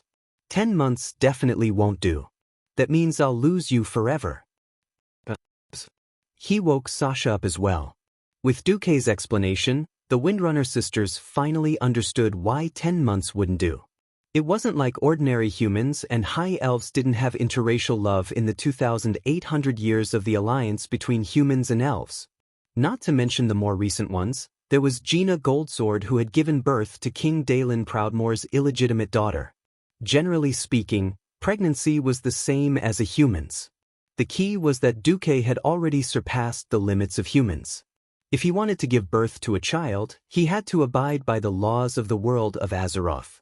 The more powerful the existence at the top of the food chain, the more difficult it was to give birth to a similarly powerful descendant. This was quite demanding of parents. For example, Netherio, the Wing of Death, had slapped so many female black dragons and killed them all. Only the strongest Sinestra survived, which was why Nefarian and Onyxia, who were both demigods, were born. Similarly, Elun, the goddess of the moon, couldn't find a suitable true god as a partner. She could only marry the strongest demigod, Malorn, and give birth to the demigod Cenarius. Of course, the descendants of existences who had stepped into the realm of gods were more about the inheritance of power and energy, not ordinary reproduction. The most effective way was naturally for both sides to contribute a portion of their power or divine power and combine them together, so that their descendants could directly become demigods. It was not impossible to slack off. It was like pouring soy sauce into water. You could make do with whatever you wanted. If Duque didn't want his descendants to really do nothing, he had to put in more effort. From Immortal's point of view, Aurelia was very strong. It was a pity that Duque's soul was an oddity. Unless one became a demigod, it would be impossible for him to have any descendants. This indirectly increased the requirements. If a mortal woman wanted to give birth to a demigod, she would not be able to satisfy the energy needed for her offspring in minutes. She would die of exhaustion. Now that the war was imminent and Aurelia and Sasha were unwilling to wait any longer, Duque could only purposely extend the incubation period. This would give his descendants more time to absorb energy and grow. At least 3 years. The Windstalker sisters' mouths pouted, so much so that a soy sauce bottle could be hung from it. Duque shrugged. It's already very fast, and that's taking into account that you have to stay in the magic array for a few days every month. It can't be helped. I'm a demigod of the magic element, and most of my children are magic element as well. If I don't replenish enough magic element, just relying on your own elemental absorption ability won't be enough. Oh, also, you are forbidden from participating in Thun's upcoming battle. I don't want the Mediv incident to happen again. Azeroth can't afford another Dark Portal incident. The Windrunner sisters opened their mouths. They were in pain and helplessness. Aegwynn had claimed to have killed Sargeras, but in the end, she found out that Sargeras' soul had run into her stomach and taken over her son's soul. That was how the Dark Portal incident happened. If there was a precedent and someone killed Thun and was possessed by Thun, that would be a waste of their intelligence. It would be too tragic. Duque, is there any other way? Sasha asked weakly. There is. Don't have children before the world is at peace. We must have children, Aurelia and Sasha said at the same time. Then they entered a magical grieving mode. It's over. We can't go to the battlefield for 3 years. My bow and arrows. The days when I couldn't sleep and went to the void battlefield to hunt. Everything is for the children. Sob, sob, sob. The two sisters hugged each other. The scene was unbearable to look at. They even warned Duque fiercely not to have any thoughts of getting them to abort the children. Otherwise, they would fall out with Duque. But you chose the path. Duque sighed. He rubbed his brows and left the room.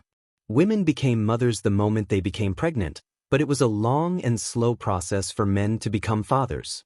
Men would not feel like they had children if they did not see their children jumping around and demolishing houses. Duque was very busy. After a rare peaceful sleep, he had no choice but to turn on his daily work mode the next morning. The adjustments to the weave had not been completed, and there were many things that Khadgar could not decide. He could only ask Duque. After the Twin Emperors reached a tacit agreement with him, things like the Twin Emperors being captured began to happen, causing their control over the insectoids to decline.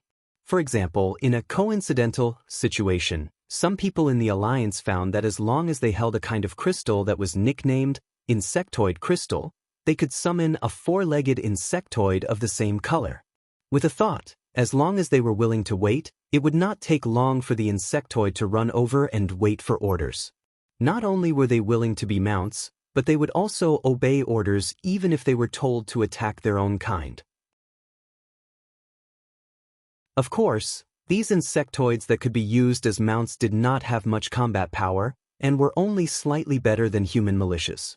When faced with formally trained warriors, their fragile long legs that could be easily cut off by standard steel swords were not enough. Even so, it was a wonderful experience. A few days ago, the two great formations that were still fighting to the death and would not stop until one side was dead had now completely surrendered. After noon, Duque had his lunch. When he finished patrolling Naxxrama's fortress and returned to the main control room, he found that many women were looking at him strangely, and most of them were high elves. Some had seductive looks, as if they wanted to swallow him up. Some were shy and unbearable, but also seemed to be unable to restrain their curiosity, not daring to look at him, but glancing at him from time to time. Duque had a headache. After returning to his office, he saw that no one was around and pulled Vanessa over. "Hey, what the hell is going on today? Why is every woman looking at me strangely? Woo woo woo. You finally can't stand it? Marcus the Beast Duke, oh, your majesty the Beast Demigod Marcus. You finally can't control your beastly nature, and you want to lay your hands on your lovely and gentle maid? Woo woo woo. Although I used to be lucky and thought that you still had humanity and conscience, I didn't expect, woo woo woo." Vanessa rubbed her eyes with her hands and howled dryly. Looking at his maid's instant acting, and then looking at his bastard chicken leg staff, 3 crows suddenly appeared. Duque felt an unusual pain in the ass. Damn it. I don't know if I should say something.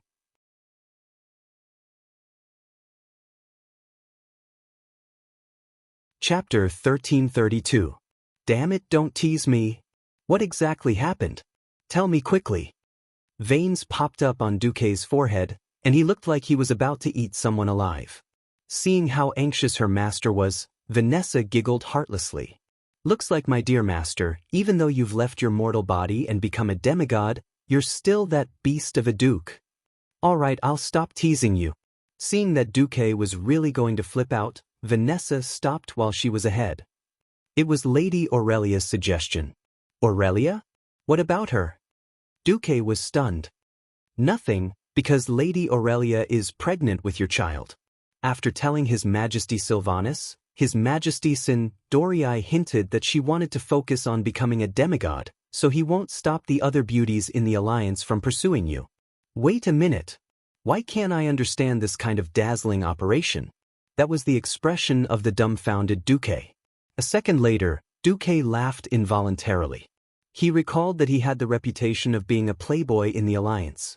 In recent years, there had been a lot less women, and the biggest reason was because Queen Sylvanus used her aura to protect him. With a valiant temperament and sharp eyes, the 3 Windrunner sisters accompanied him on all kinds of occasions with an aura that made others shrink back. They were originally great beauties that were 1 in a million. They had received the complete training of nobility, and with the perfect figure unique to the high elves, as well as the battlefield achievements that made mortal women tremble in fear. The 3 sisters were the most unique scenery in all the alliance gatherings. In terms of beauty alone, there might be some noble ladies in the alliance who could approach their level, but with the addition of Sylvanus' status as the queen, it was enough to make all mortal women despair. Those with beauty did not have the status. Those with the status did not have the ability. Even if there were all 3, the 3 of them were together, and the addition of the beautiful sisters was terrifying. If they did not nod, who would dare say that they would definitely be able to get a place in Duque's harem? Naturally, the Windrunner sisters brushed off all the beauties who failed in their eyes. Duque had a strange expression on his face. Then why did Sylvanus suddenly? Vanessa sighed. It's all because I'm afraid you'll mess around. Don't you think about who you've pushed down recently? Who can stop you if your taste goes crazy? His Majesty wasn't too willing at first, but Lady Aurelia persuaded him to think of Cenarius, and His Majesty immediately agreed. Yes, the goddess and the white deer demigod, and then the goddess gave birth to the forest demigod Cenarius in the form of a centaur. Just imagining such a scene was very dirty. As a transmigrator, Duque could not help but think about it. In Greek mythology, how did Zeus, the most unscientific geneticist in history, create the Tauren? How did his brother, Poseidon, create so many sea monsters? Please listen to the story of Zeus the bulldozer. Duque choked. He really spat it out. At the end of the day, it was all his fault. At the end of the day, it was all because he played dragon taming with Onyxia on a whim. Alright, although she was in human form when she tamed the dragon, no one would forget her identity as the Black Dragon Princess. Oh my god. So I've already embarked on the path of no return for the beastly Duke? Duque suddenly found that his life had become gloomy. Caw caw caw. The crows on a tiche cawed again. For some reason, in Duque's ears, it became HQ, HQ. Discovered a pervert. Now under arrest. No, my taste is very normal. Duque swore in front of Miss Vanessa, the representative of the grand jury. Really? Duque did not notice the craftiness in Vanessa's eyes. Really? Duque raised 3 fingers and swore, as long as it's a good-looking beauty, I like it. Really? Then, shall we play a little game? Game.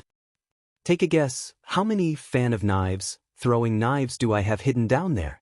Vanessa threw out the question, and then, with an elegant ladle-like bow, she lifted the hem of her skirt with both hands. As a transmigrator who was deeply poisoned by Japanese culture, Duque deeply hated the traditional black, thick, and monotonous maid uniform in Azeroth's aristocratic mansions. As early as 10 years ago, Duque had already developed the standard maid uniform in the anime style. The maid uniform was black with white flowers. There was a black and white butterfly tie, and below it was a low-cut, deep V-neckline. However, the parts that were supposed to be exposed were covered by a hazy white muslin. The lower abdomen was a 3-row white muslin binding design at the top, middle, and bottom. The back was a breathable lace carving design, and the back was a large white bow at the back. The skirt was made of soft satin, matched with white lace at the hem. To reduce temptation, it was a mid-skirt design that went past the knees. However, the hem of the skirt seemed to be rising higher and higher. As expected, the long tube of translucent black stockings was evil. Now, Duque's eyes could not move away at all. The long skirt swayed rhythmically, one left, one right, one left, one right, inch by inch, as if it was some kind of evil rhythm, tugging at Duke's heartstrings, inch by inch, as if it had become some kind of evil rhythm. Gulp. This was the sound of someone swallowing saliva. Finally, it reached the end of the long tube of black stockings. He saw it. He was almost there. That was the black silk suspender to prevent the stockings from slipping off. He saw it. Of course, there were no flying knives. Yo, my dear master, you still haven't guessed it? Vanessa's eyes were like silk, and she leaned slightly closer to Duque. But with this leaning, Duque immediately realized that the maid in front of him was no longer the maid that her father had thrown over to be a maid, the one that could not do anything well. Instead, she was a mature and charming woman that he had bestowed eternal life and youth. Even though she said that, her hands didn't stop lifting her skirt. Hey, my master, do you really not have any speech to express? Speech? Of course there was. Not to mention speech, I can even make a freestyle for you. The problem is that that thing is too simple. It would be embarrassing for me, a demigod, to say it. With a thought, Duque opened his mouth and said, Guan Guan Ju Jiu in the state of the river. A fair and graceful lady, a gentleman's desire. This passage of classical Chinese from Transmigration was enough to make Vanessa choke to death. She was dumbfounded. Looking at her face full of question marks, Duque felt smug in his heart.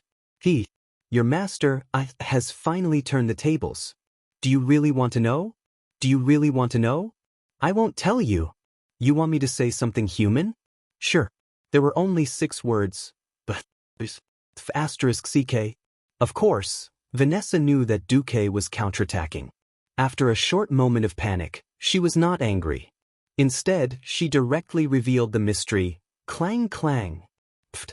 Duque spat out a mouthful of old blood and gritted his teeth. You tricked me. Why?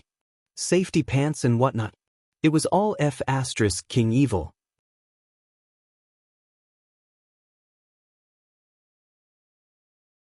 Chapter 1333. The leader was angry. Oh no, Duque was angry.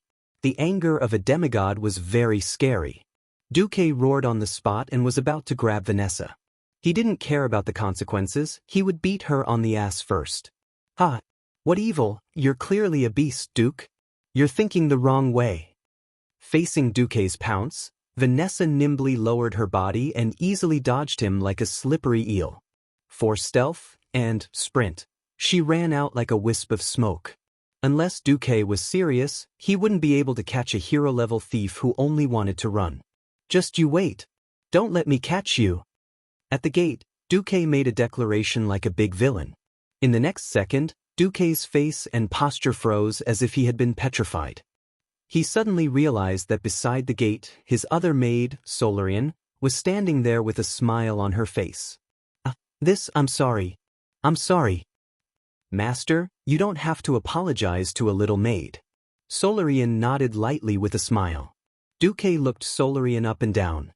Seeing that the master astromancer was normal, he couldn't help but let out a sigh of relief. What, master?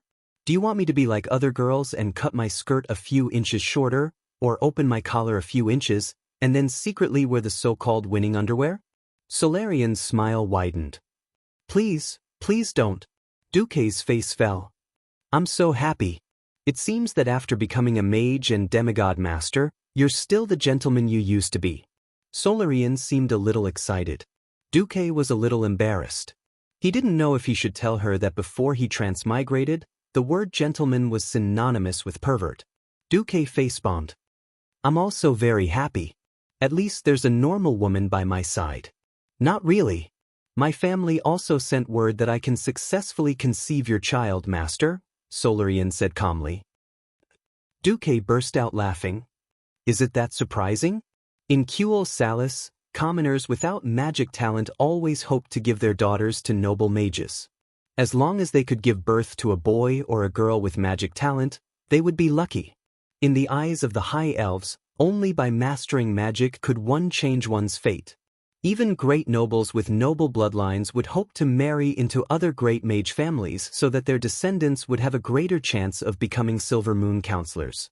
Please note that even after Her Majesty Sylvanas Windrunner ascended to the throne, this practice is still deeply rooted among the Blood Elves. After listening to Solarian's explanation, Duque more or less understood why the elven girls were suddenly so enthusiastic. The High Elves were originally magic maniacs. After splitting from the Night Elves, they had been worshipping the spellcasters for 8,000 years. Even though the Sin Dorii kingdom was now ruled by rangers, how could the customs of 8,000 years be changed so easily? But Duque couldn't figure out what Queen Sylvanas was thinking. What about you? What do you think? Duke asked, as if he was possessed by some supernatural being. I don't know. Maybe when the time comes, I won't refuse. Not refusing might not necessarily be willing. Is it because of Kale, that's? Sigh, I haven't paid attention to him for a long time. Please don't misunderstand, Master.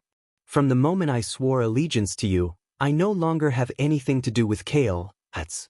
He is more like a beautiful vision of my childhood, a dream that is destined to never come true. I have accepted my fate, and I am doing well now. After a pause, Solarian continued, Of course, if you want me to kill Kale, I will do it. After all, when that day comes, Kale, will probably have committed an unforgivable crime for the Alliance. But I think when I do it, I will probably hesitate. Duque was a little surprised, but also a little relieved. This was human nature. This was the Solarian of flesh and blood, and not the Solarian that Duke had in mind. The Solarian that should only appear in the Storm Fortress, with no backstory at all. She was like a boss that was made out of paper. Phew. Thank you for your honesty. Duque smiled, waved his hand, and then ran to find Queen Sylvanas. Looking at Duque's back, Solarian seemed to be lost in thought. On the other hand, perhaps it was the so-called no comparison, no harm. When Thrall, who was fighting in the ruins of Karaj, heard the news from the Alliance through the undead thief messenger, the expression on his face was very interesting. Well, They didn't lose much, and they have already taken care of the other leaders of the Courage Temple. They are resting while waiting for us to finish here, and then besiege Thun? At this time, Orgrim walked in front of Thrall, and his voice rumbled. There is no need to worry, Thrall. As a great chief, figure out what you can do and what you can do well. If you can understand this, you are an outstanding chief. Thrall sighed. Just being outstanding is not enough. In peacetime, an outstanding leader was generally enough to close the gap with a rival country. Unfortunately, this was wartime, and any small gap could be infinitely magnified. The tribe originally had fewer strong people than the Alliance, and it was not easy for them to accept the Forgotten Ones and slightly close the gap with the Alliance. Suddenly, there was news that the commander of the Alliance, Duke Marcus, had become a demigod. In comparison, the tribe had suffered heavy losses in the ruins of Courage, which was even weaker. Although the Forsaken were dead, the dead could not die a second time. If he was killed again, then his body and soul would be destroyed in the truest sense. Even Anastrian, as the leader of the Forgotten Ones, could not find a good way. Even if they lost a second-rate chief who had become an undead warrior and a former Silver Moon counselor who had become a lich, it was still a great loss.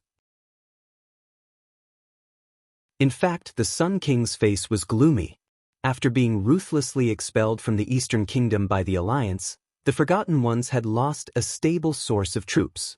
Originally, they hoped that after joining the tribe, Thrall would allow the Forgotten Ones to resurrect new Forgotten Ones from the dead tribe warriors. Who knew that Thrall would begin to believe in the way of nature and firmly rejected him. Not only that, even Orgrim, who was theoretically his subordinate, was on Thrall's side.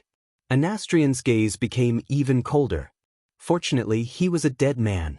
No matter when his body was filled with shadow energy and did not further decay, it was still full of a dark aura. No one noticed the change in his gaze.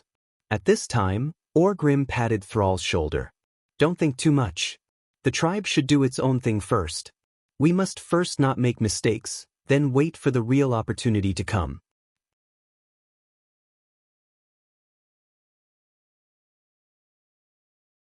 Chapter 1334.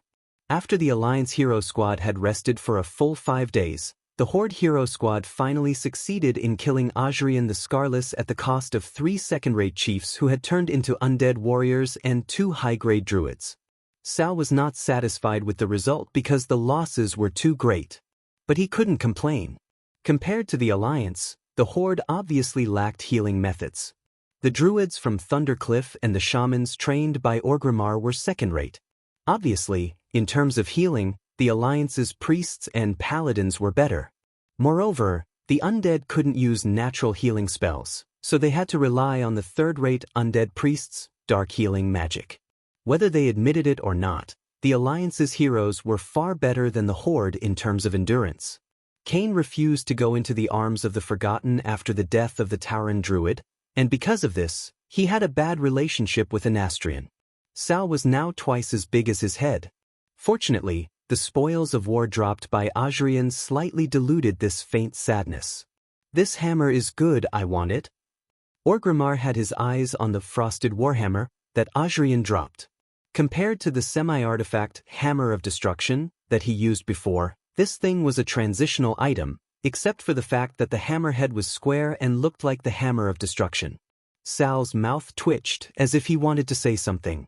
Orgrimmar patted Sal on the shoulder and said, "A dead man should look like a dead man. I'm already very happy to be able to jump out of the graveyard and continue to fight for the Horde. If I wanted the Hammer of Destruction back, I should have taken that thing to the grave instead of passing it on to you." "Thank you," Sal said heavily. His cold hand patted Sal on the shoulder and Orgrimmar smiled and said, "You have done very well. The young great chief. This was an undeniable victory. We should be laughing. Shouldn't we?" "Yes." Sal was halfway through his words when his face suddenly changed. Not only him, but the entire Horde hero group was in shock. The earth was trembling. Something huge was breaking out of the ground. In Naxxramas, various alarms were blaring.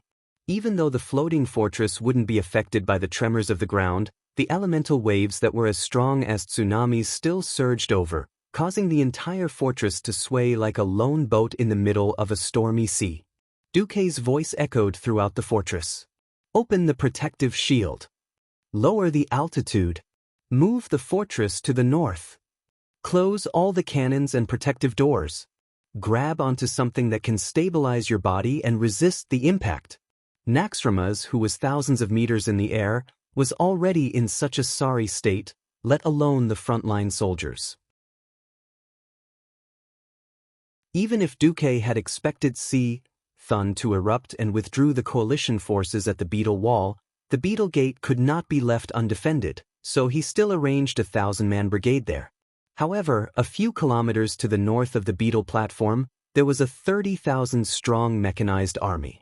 The soldiers were all sitting on the steam-tracked armored vehicles during shifts, and they could attack or retreat as they pleased. From the looks of it, the 1,000-man team was doomed. The earth was roaring, and tens of thousands of tons of boulders arched up under the evil power, breaking through the sea of sand and floating to the ground. One by one, the sand dunes rose high and then exploded like bombs, sending rocks flying in all directions. The coalition soldiers only saw a blur, and countless disgusting tentacles, like sharp knives piercing through a piece of paper, grew out of the sea of sand. These tentacles, with terrifying giant white hooks on their tips, or a large, disgusting eyeball, spun and pounced on every coalition soldier.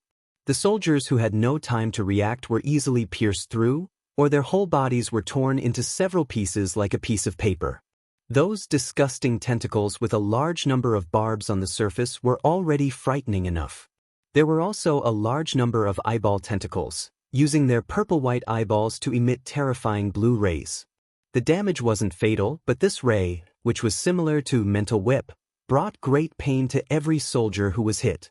Ah, no! What is this? Fight back, fight back. To be honest, artillery at close range was a tragedy. But the coalition soldiers had no choice, and their swords could hardly cause any damage to these tentacles. On the contrary, as long as they hesitated, it was likely that they would be carried into the depths of the earth together with the tank. The huge pit, like a whirlpool, swallowed countless coalition soldiers. Was there a huge mouth with countless teeth under the quicksand? Or was it a wriggling mouth? In grief and panic, the soldiers had no time to think. But everyone knew that this should be the ancient god Thun that the higher-ups of the Alliance had repeatedly emphasized. Every soldier guarding the Beetle Gate had been informed of the risks here in advance, and they had even left a suicide note at the request of the commander. They couldn't accept it. They were the best soldiers of the Alliance and the Horde. They took turns to guard, maintaining the highest vigilance, but still couldn't do anything and were one-sidedly slaughtered. It wasn't that Duke didn't prepare a way out for them. More than 20 portals were open there 24 hours a day. Regardless of day or night, there were 3 platoons of griffin knights, hippogriffs, or wyverns in the sky to receive them at any time. But everything happened too quickly, and almost in an instant, all the portals were destroyed, and all the aerial knights were shot down by the tentacles. At this point, since there was no way out, many people mustered up all their courage, roared, and rushed towards the wriggling tentacles with mortar shells or explosives. Boom, boom, boom. Explosions rang out continuously. When Duke reacted and opened a new portal to receive them, only 68 out of a full team of 1,000 returned, and most of them were left with lifelong disabilities. Duke was silent, and his face was ashen. He knew how terrifying Thun was, but Jaina gently pulled Duke's hand. Don't blame yourself, you've already done very well. Varrock Salyafar stood at the side with an agitated expression. His long fangs were clenched, and his green face seemed to have turned a dark green. Magni was the most agitated. Because they wanted to retreat at any time, this team of 1,000 was the most mechanized, which also meant that the ratio of dwarves was the highest. He walked over, and his heavy armor made his steps seem even heavier. Duke, I'm only asking you, we waited for 5 days. Was it worth it? Magni wasn't questioning Duke's decision. Actually, he was the same as many of the Alliance's powerhouses. He didn't understand why Duke had waited for 5 days. If waiting for the Horde's powerhouses was a bonus of 1, but C. Thun's strength was a bonus of 10, then he might as well go and fight C. Thun right from the start after killing the twin emperors. Duque couldn't tell Magni the answer, but his eyes shone with determination. He only answered Magni with one word, worth it.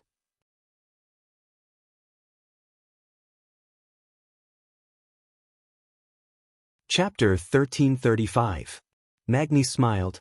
It was a bitter smile. That's good. Then my old brother can rest in peace. No wonder Magni was so excited. The more dangerous the mission, the more elite the troops. Dwarves might seem to be good at fighting, but they were actually built up over time. Dwarves had very long lives.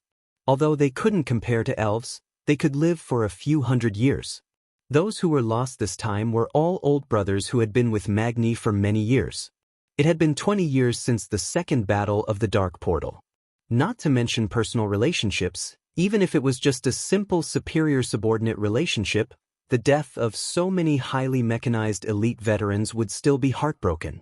They had to defend against the Beetle Gate. If they just used bugs to rush out like before, Silithus would be covered in bugs, and that would be hard to clean up. This was the dilemma of the commander. Duque sighed. Bulang, after confirming that Naxxramas is safe, cover it with artillery. Even if we can't kill C. Thun, don't let its tentacles grow endlessly. Understood. The third brother of the Bronzebeard family nodded. Very soon, the entire fortress was filled with the sound of artillery. Naxxramas, the Heavenbreaker, and many other flying battleships used violent artillery shells to cover the entire north side of the Karaj temple. Did you notice? Magni asked 2 minutes later. Looking at the temple roof that had exploded in the artillery fire and the huge pillars that had collapsed, Duque replied, yes, the divine power shield has disappeared. The enemy's defense had weakened, which wasn't necessarily a good thing. The biggest possibility was that C. Thun had always had excess divine power to protect the entire territory. If it was compared to loosening 5 fingers in an attempt to grab the enemy's fist, now it was like pulling back all 5 fingers and clenching them into a fist, ready to fight against the allied forces. At this time, an orc messenger ran into the command center. The great chief and the others are back. Almost as soon as he finished speaking, the door of the command center opened again. Under the salute of 12 Alliance and Horde guards, the burly Horde men returned. Duque, how is the situation? The tribe can attack at any time. Sal's face was filled with exhaustion, but his eyes were still shining. Grom and Kane, who had worked with Duque before, felt the same way. Even though Grom only had one arm left, he still had the strength to wield Bloodhowl. Duque smiled. Warriors of the tribe, you need to rest. Grom stepped forward. Just as he was about to speak, Duque gestured for him to keep quiet. I don't mean to underestimate the tribe's powerhouses, but, see? Thun's momentum is at its peak. Is it appropriate for us to clash head-on with them? Was it appropriate? Of course not. Even if they joined forces, the allied forces would still be the weaker side. After all, Thun was still a true god. Duque ignored the reactions of the experts in the tribe and turned around. Tyrant, I'll have to trouble you for the next 2 days. You don't have to use your full strength.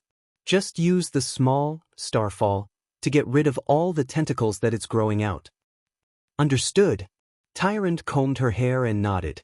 To control such a huge meteorite with such a ridiculous mass and kinetic energy, Tyrant obviously needed to expend a lot of energy. But ordinary, starfall, could be fired every 10 minutes as long as she had Elun's divine power to replenish it, let alone once every 8 hours. Duque looked at Sal again. I have confidence in doing this. Please forgive me for not being able to tell you right now. Right now, the warriors of the tribe need to rest. 1 day is not enough. At least 3 days. Sal did not waste any time and directly agreed. But on the 4th day, we will gather to kill the god. Sal stretched out his green hand that was even bigger than a bear's paw. Duque smiled and shook hands with Sal. This was a historic handshake. At this moment, no one realized what this handshake meant. It had to be said that Duque was very kind. The warriors of the tribe had just finished fighting in the ruins of Karaj. If they directly followed the alliance to fight Si Thun, it would be a great victory. No one could estimate the losses that would follow. After all, at this moment, most of the warriors of the tribe were injured. The wounds could be repaired with nature magic or holy light. What about the lost physical strength, spirit, and blood? Anyone who overdrew their energy from strenuous exercise would be tired that night and would not have any energy the next day. Duque gave them a full 3 days of rest, which was very rare for the warriors of the tribe. In order to ensure the quality of their rest, they were even placed in an independent space in the center of Naxxramas, enjoying a quiet holiday without listening to the sound of gunfire all day long. 4 days later, on April 1st, year 22 of the Dark Portal, a day that was a bit funny for the travelers, the Allied forces attacked. 3 consecutive days of carpet bombing turned the entire Cultivation temple into ruins. Si Thun tried to fight back, but Bu Lang made full use of the range of the cannons and kept teasing Si Thun at least 5,000 meters away from the edge of the Cultivation temple. Now, there were basically no tentacles on the surface of the temple ruins. Let's go! Under Duque's order, the Alliance, the tribe, and a certain black dragon princess in human form, a total of 40 people set off from Naxxramas on a pure-blooded firehawk. They set off in the early morning and rushed straight into the huge hole created by the collapse of the entrance of the Cultivation temple. Almost as soon as they entered the hole, Duque and the others received a grand welcome. Countless tentacles broke through the rock stratum and appeared around the dark cave walls. They writhed madly with their claws and fangs bared. Looking from afar, the blurry writhing in the darkness was accompanied by a terrifying sound, which made many heroines feel numb. Damn it! Why does it seem like we've lost our minds and sent ourselves into Si Thun's mouth as snacks? Gavin Rad complained fiercely. Actually, it's pretty much the same, Duque replied casually. If you knew later that many people had the chance to be swallowed into Si Thun's stomach and fight for their lives, would you be furious? Duque didn't tell them all about this strategy, because apart from the ancient titans, no one really had the experience of fighting Si Thun. In particular, he didn't want to use the theory of fate that he had used to scare people into recruiting underlings on the tribe. As the pure-blooded firehawk descended, suddenly, a rock wall in the 12 o'clock direction of the main force exploded.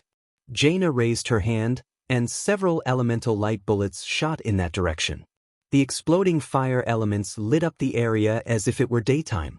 A monster in the shape of a big earthworm with a huge mouth jumped out. Auro?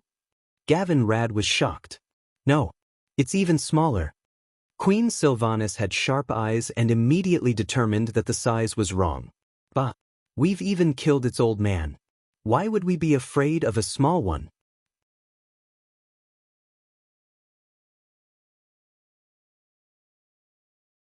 Chapter 1336. That being said, everyone was descending quickly on the pure-blooded firehawks. How to deal with this big guy was definitely a problem. It would definitely be a joke if the main force went over. Apart from Kudrin Wildhammer, no one in the Allied army was good at aerial combat. The pure-blooded firehawk's flames were really not enough against this huge monster that was at least 100 or 200 meters long.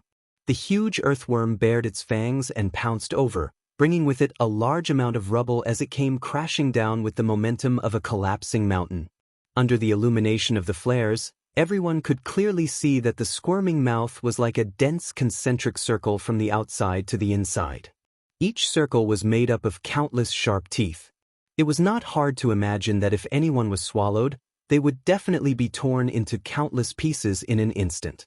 A few of the heroines shuddered. Just when everyone thought that Duque would send out Onyxia, Duque casually waved his hand.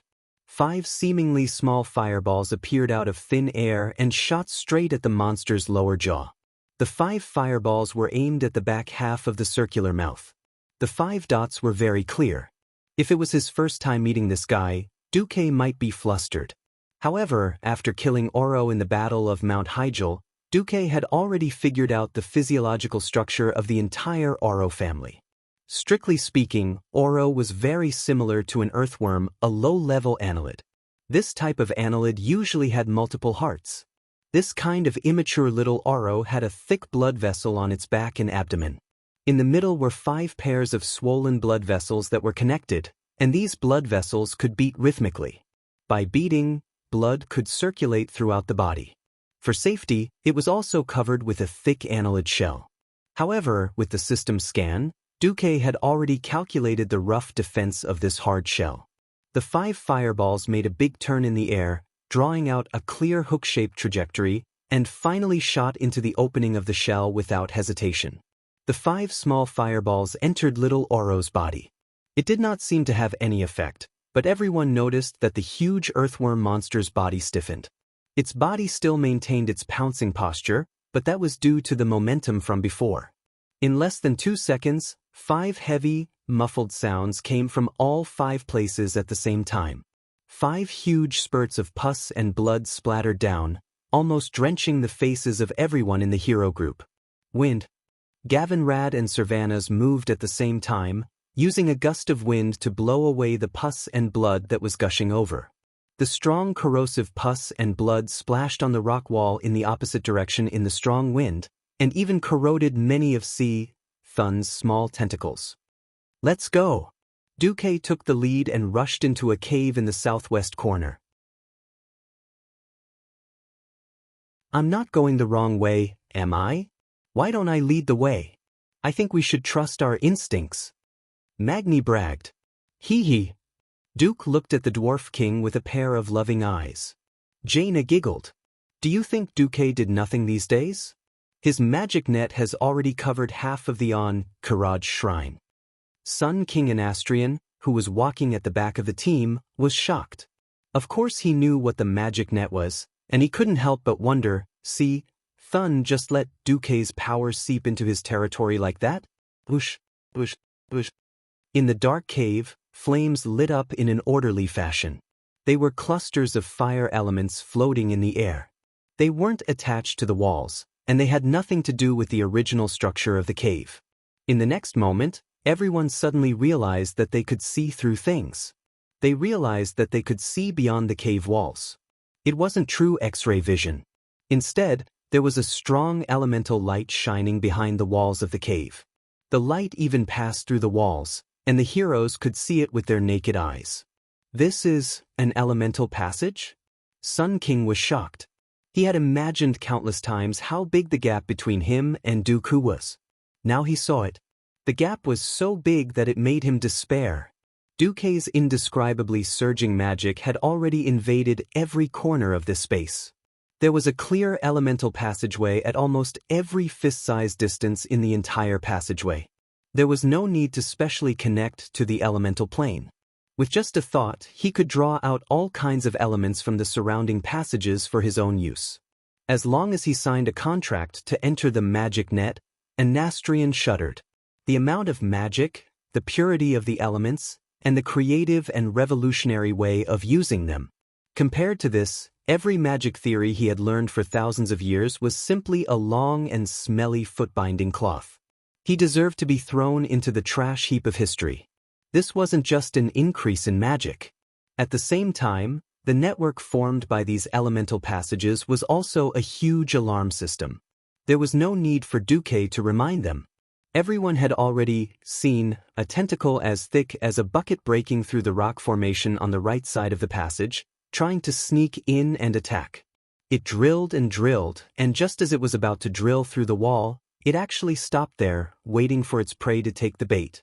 If not for the magic net's alarm, this would be the time to test their reaction. Unfortunately, Gavinrad snickered shamelessly. Then, he carried the wind sword and pretended not to see, walking towards the tentacle. In front of him was Magni, who was also pretending not to know. Behind him was Queen Sylvanas, who already had an arrow on her bow.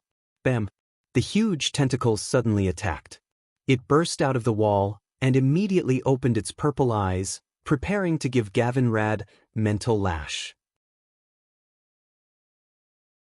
Unfortunately, if this sneak attack succeeded, then the Alliance of Heroes would not live up to its name. Before the eyeball tentacle's eyelids could fully open, the wind sword with the light of lightning slashed down. On the flank, the enlarged Inferno hammer was like an erupting volcano, about to erupt at the next moment. Queen Sylvanas' arrow was the fastest, and it arrived first even though it had been fired later. The eyeball tentacle's eyelids were only half opened when it was shot, and it twitched. The twitching was extremely short, but that was enough. The Inferno hammer and wind sword fell at the same time, directly destroying the entire tentacle. Not only that, with the power of the magic net, the fire and lightning elements instantly backfired, spreading towards the depths of the ground in the direction that the tentacle had extended from. Hiss! An indescribable groan seemed to come from the depths of the ground. Facing the huge hole that the tentacle had made, Gavinrad made an arrogant gesture of cutting his throat. "Sithun, your Lord Gavinrad is here. Wash yourself and prepare to be made into squid tentacles." Duque spurted out. Gavinrad was really a fox using the tiger's might to intimidate others. Speaking of which, making squid tentacles from something that would affect the appearance of the city, would anyone eat it?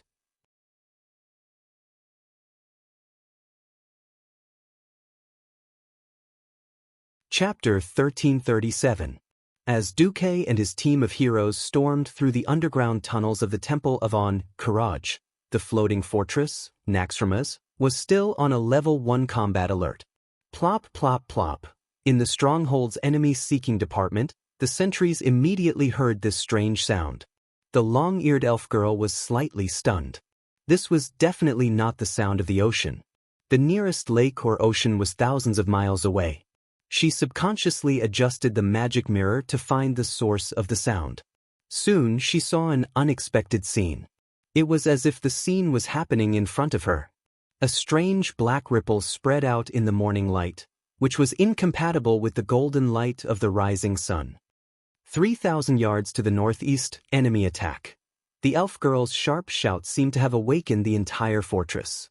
Bu Lang Bronzebeard, who was in charge of the fortress, was the first to react. He immediately shouted into the microphone used for magic transmission, "Bao Yen, retreat immediately."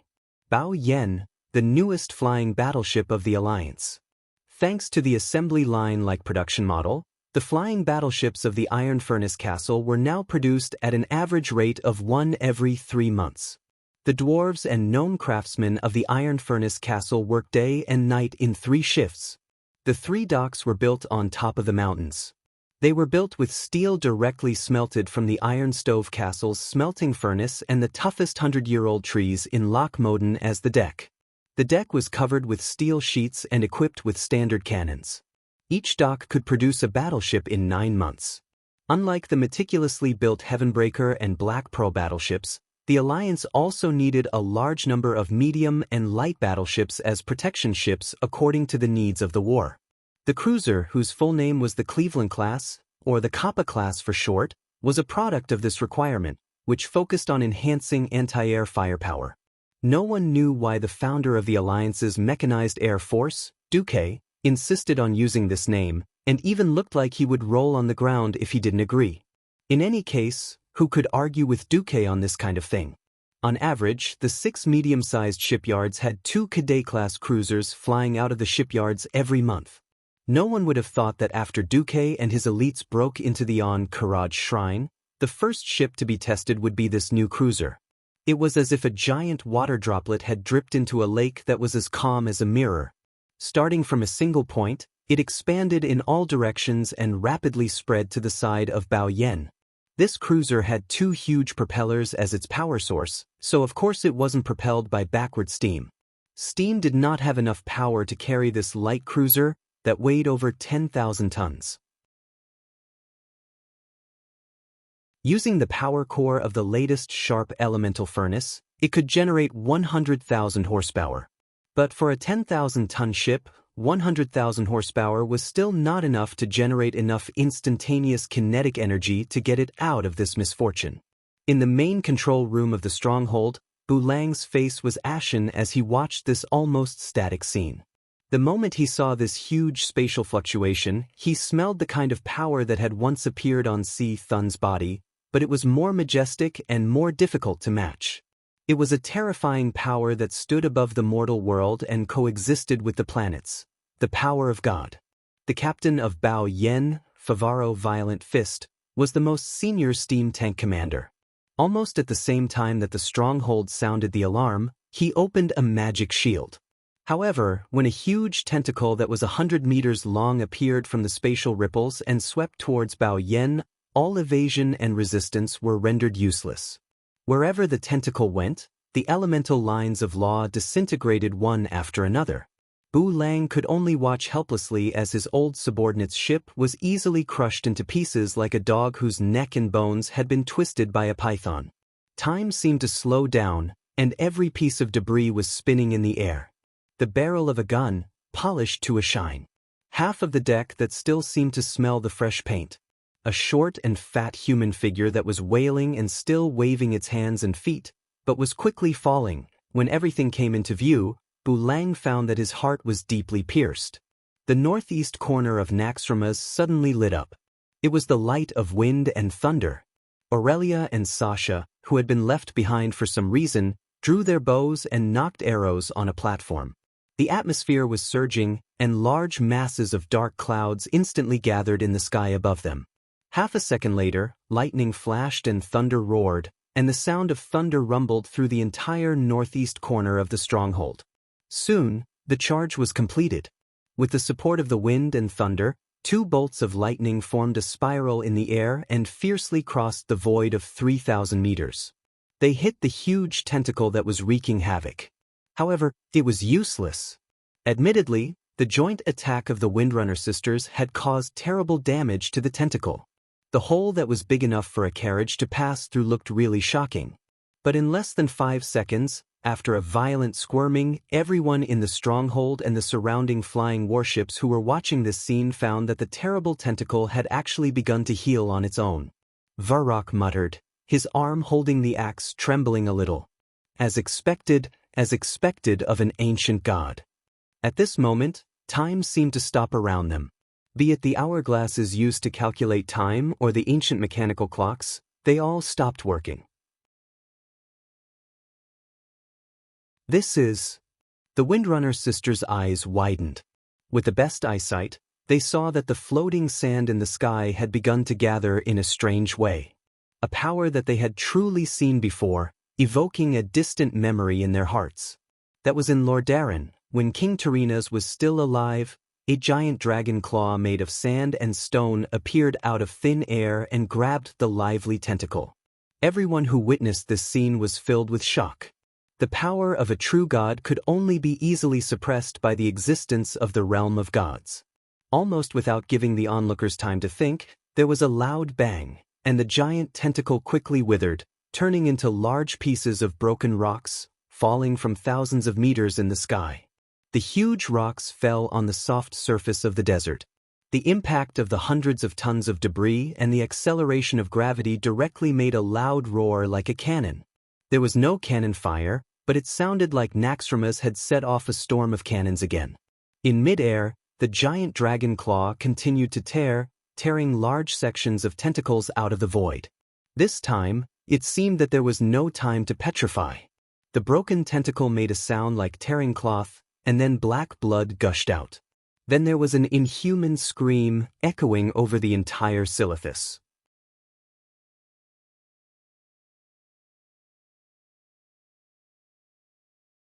Chapter 1338. Naturally, Duque was aware of the earth-shattering battle outside. Taking advantage of the time when Thun was withdrawing his forces, Duque attacked while the enemy retreated. His magic net, which had almost nibbled away at the deepest part of the enemy's nest, could ensure that magic messages were unobstructed to the greatest extent. The hero group was still advancing. Although they lined up in a more reasonable oval-shaped formation, the tentacles were everywhere. After discovering that they could be sensed, Thun's tentacles chose to attack at a faster and fiercer speed. They used speed to attack. With so many tentacles attacking at the same time, everyone's skills could be seen at a glance. Almost everyone had been attacked. As they advanced in the underground cave while fighting, Self felt that there was a problem. It was just like how the Horde lacked warriors and had to recruit the Forgotten Ones to supplement Orgrim and the other undead warrior heroes. Because of the disappearance of Ronin and Turalion, the Alliance had to supplement a group of second-line powerhouses. But second-line my ass. Where did these guys come from?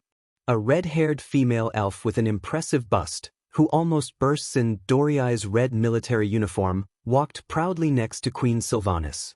This female elf who called herself Legolas claimed to be a warrior and was also holding Estel's claw, which was classified as a glove. This thing came from the Molten Core Magmadar's Spoils of War. It was a set with both the left and right claws. At first, she didn't say a word, but her aura was already very frightening. That was the aura of someone who had been in a high position for a long time. Without sufficient strength and confidence, it was impossible to have such an aura. She walked next to Sylvanas. It was hard to tell whether she was the queen or Sylvanas was the queen. At first, Sel only thought that this guy's aura was a bit fierce. What happened next scared him so much that his eyeballs almost popped out.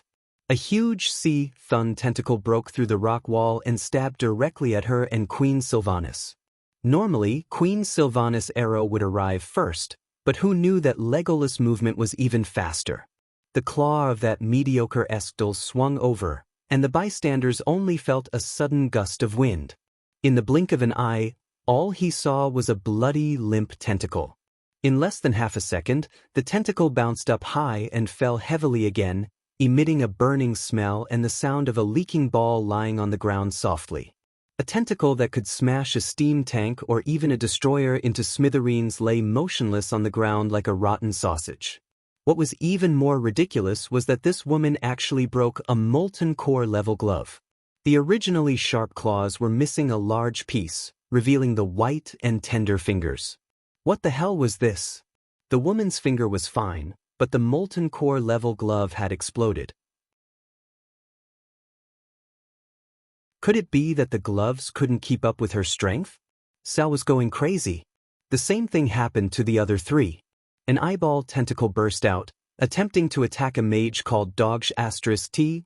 Oh, goss. In the end, this guy didn't use the magic net, nor did he connect to the elemental plane. He didn't even use an incantation. A white sea urchin that seemed to be made of pure ice flashed by, and in the next moment, that terrifying tentacle suddenly burst like a water pipe. Countless amounts of blood gushed out from the cracks of various sizes, converging into a stream of blood beside it. This tentacle that had caused damage to many heroes since the start of the war had reached the end of its life in an instant. There was also a high elf named Dom, a warrior with a long black braid. He didn't even have any equipment, and he directly hammered a sharp, curved tentacle with his fist like a drum. That tentacle seemed to have been ruthlessly smashed by a heavy industrial mechanical arm that could lift a 1,000-ton ship, and immediately went limp. Since when did the elves produce so many strong people? Thrall looked at Orgrim first. This former chief, who was already a Death Knight, shrugged his shoulders. His expression was clearly saying, if these fellows had been around during World War II at the Dark Portal, why would I fight Kuel Salas? Originally, Sal thought that the person next to him understood the situation the best. Who would have thought that Sun King was trying hard to keep a straight face while looking at Goss with frightened eyes? Damn, to be able to scare the Breaking Dawn level Sun King like this, there was no need to ask, this person must have a terrifying background. At this time, Wajin gently poked Sal's waist with his elbow. Following Wajin's gaze, Sal saw a strange aura on the Alliance's side. Because Malfurion Stormrage had fallen into a deep sleep, Fandral Staghelm was the boss of the Cenarian Circle again.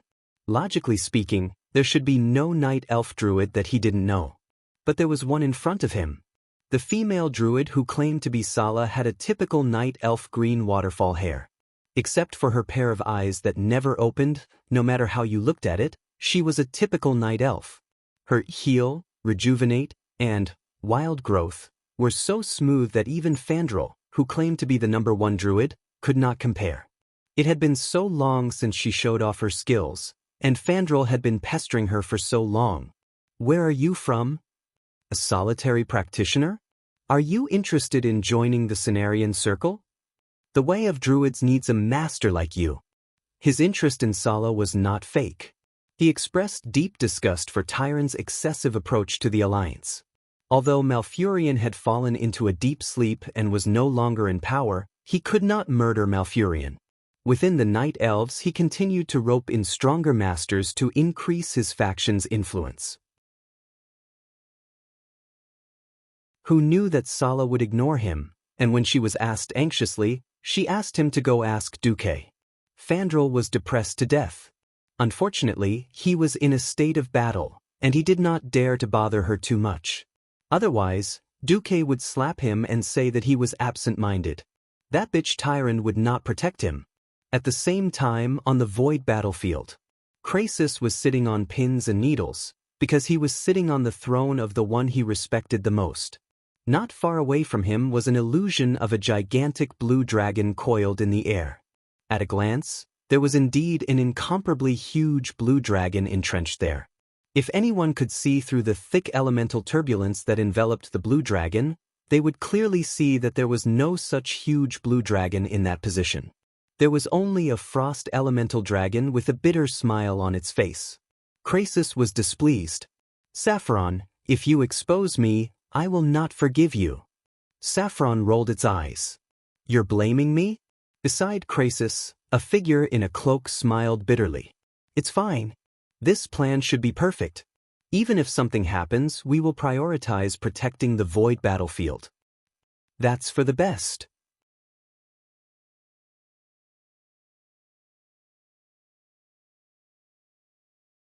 Chapter 1339. Even further away from Azeroth, an interstellar battleship was quietly lurking in the asteroid zone. This was the extreme position to monitor planet Azeroth. What's up with the 4 lizards? Same old. The red and blue auras are still exaggerated. The bronze and green auras are hidden. These 4 lizards are really calm. Their home is about to be destroyed. Should we add another wave of attacks? Bullsh*T. Whoever wants to go can go. Without receiving Lord Kill Jaden's order, I won't let my brothers go for nothing. The words of these 2 Void Lords also represented the thoughts of many lords of the Burning Legion. That's right, as long as they died outside the twisting void, they could theoretically revive infinitely. This was on the premise that their souls could run back. For demons with almost infinite lifespans, there was the great achievement of the guy whose name was Taboo blowing up the twisting void fortress 10,000 years ago. There was also Mount Hyjal in Azeroth, where Archimonde died. Not only were they afraid of death, but they were also afraid of reviving. This was because reviving would inevitably cause damage to the soul. It was fine once or twice, but if they revived too many times, the damage to the soul would naturally be severe, which would bring about a decline in strength. This was often how Void Lords were replaced.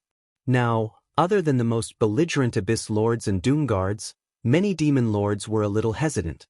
No one would have thought that Duque had actually calculated the frequency of the Burning Legion's attacks and played a trick right under their noses. Whether it was Krasus or Saffron, as the capable subordinates of their boss, their auras were of the same origin. What Duque needed to do was to increase the elemental waves that they emitted. Alexstrasza was a nature element, and Maligos was mainly a frost element. After connecting to the magic net, they were about the same when observed from afar. Duque gambled that the Burning Legion spies could not go deep into the void fortress that the Titans had left for the dragons, and could only observe from afar. If he could not deceive the Burning Legion, Duque would fulfill his promise and immediately send the 4 back to the void battlefield. This was why the 4 Dragon Kings had the time to come to the underground cave to be thugs. In order not to scare Thun, Duque also asked them to suppress their strength and enter in human form. Alright, before giving Thun a surprise, I'll surprise my own people first. As they went deeper into the cave, everyone could clearly feel that the evil aura was increasing endlessly. A large number of tentacles drilled everywhere.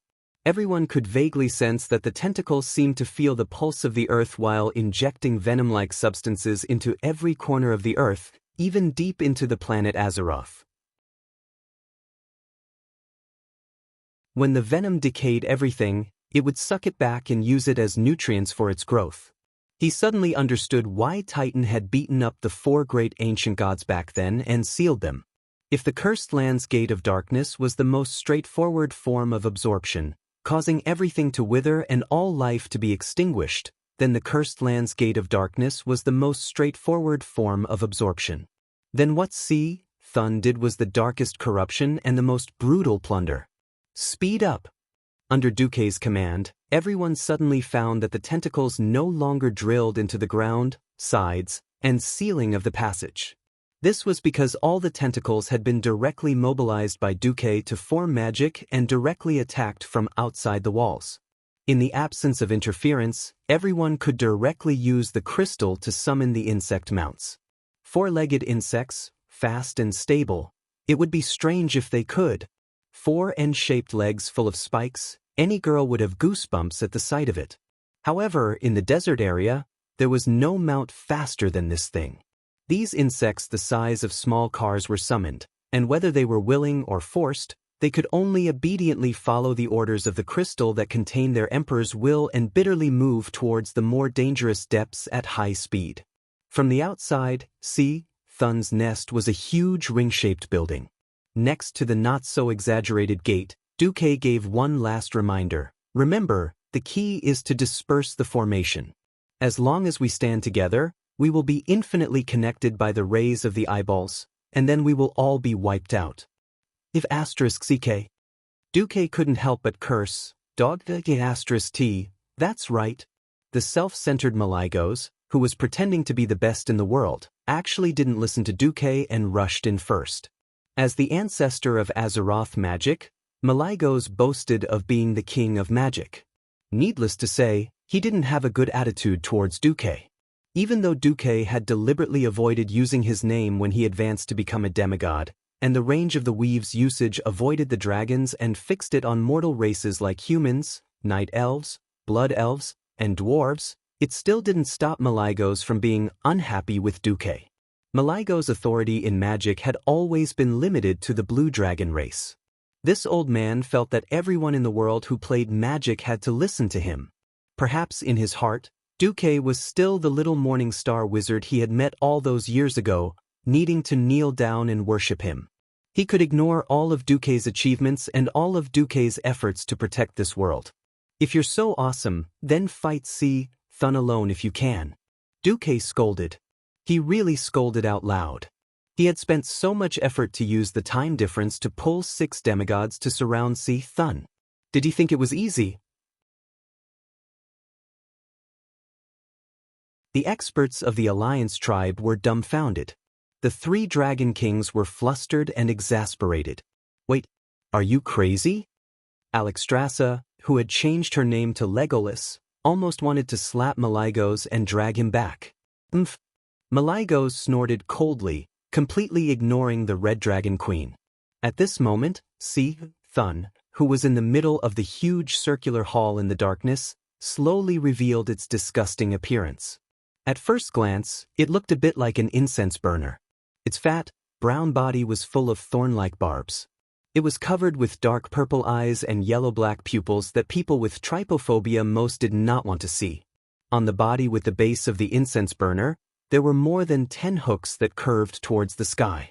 In the middle, there was an even larger eyeball.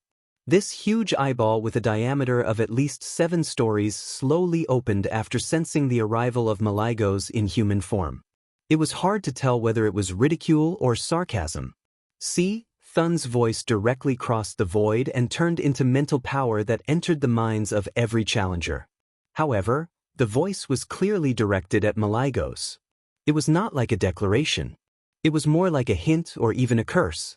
Malaigos, death is not far from you. You will die. You will betray your siblings. You will be abandoned by your siblings. You are too weak. Duque's heart skipped a beat.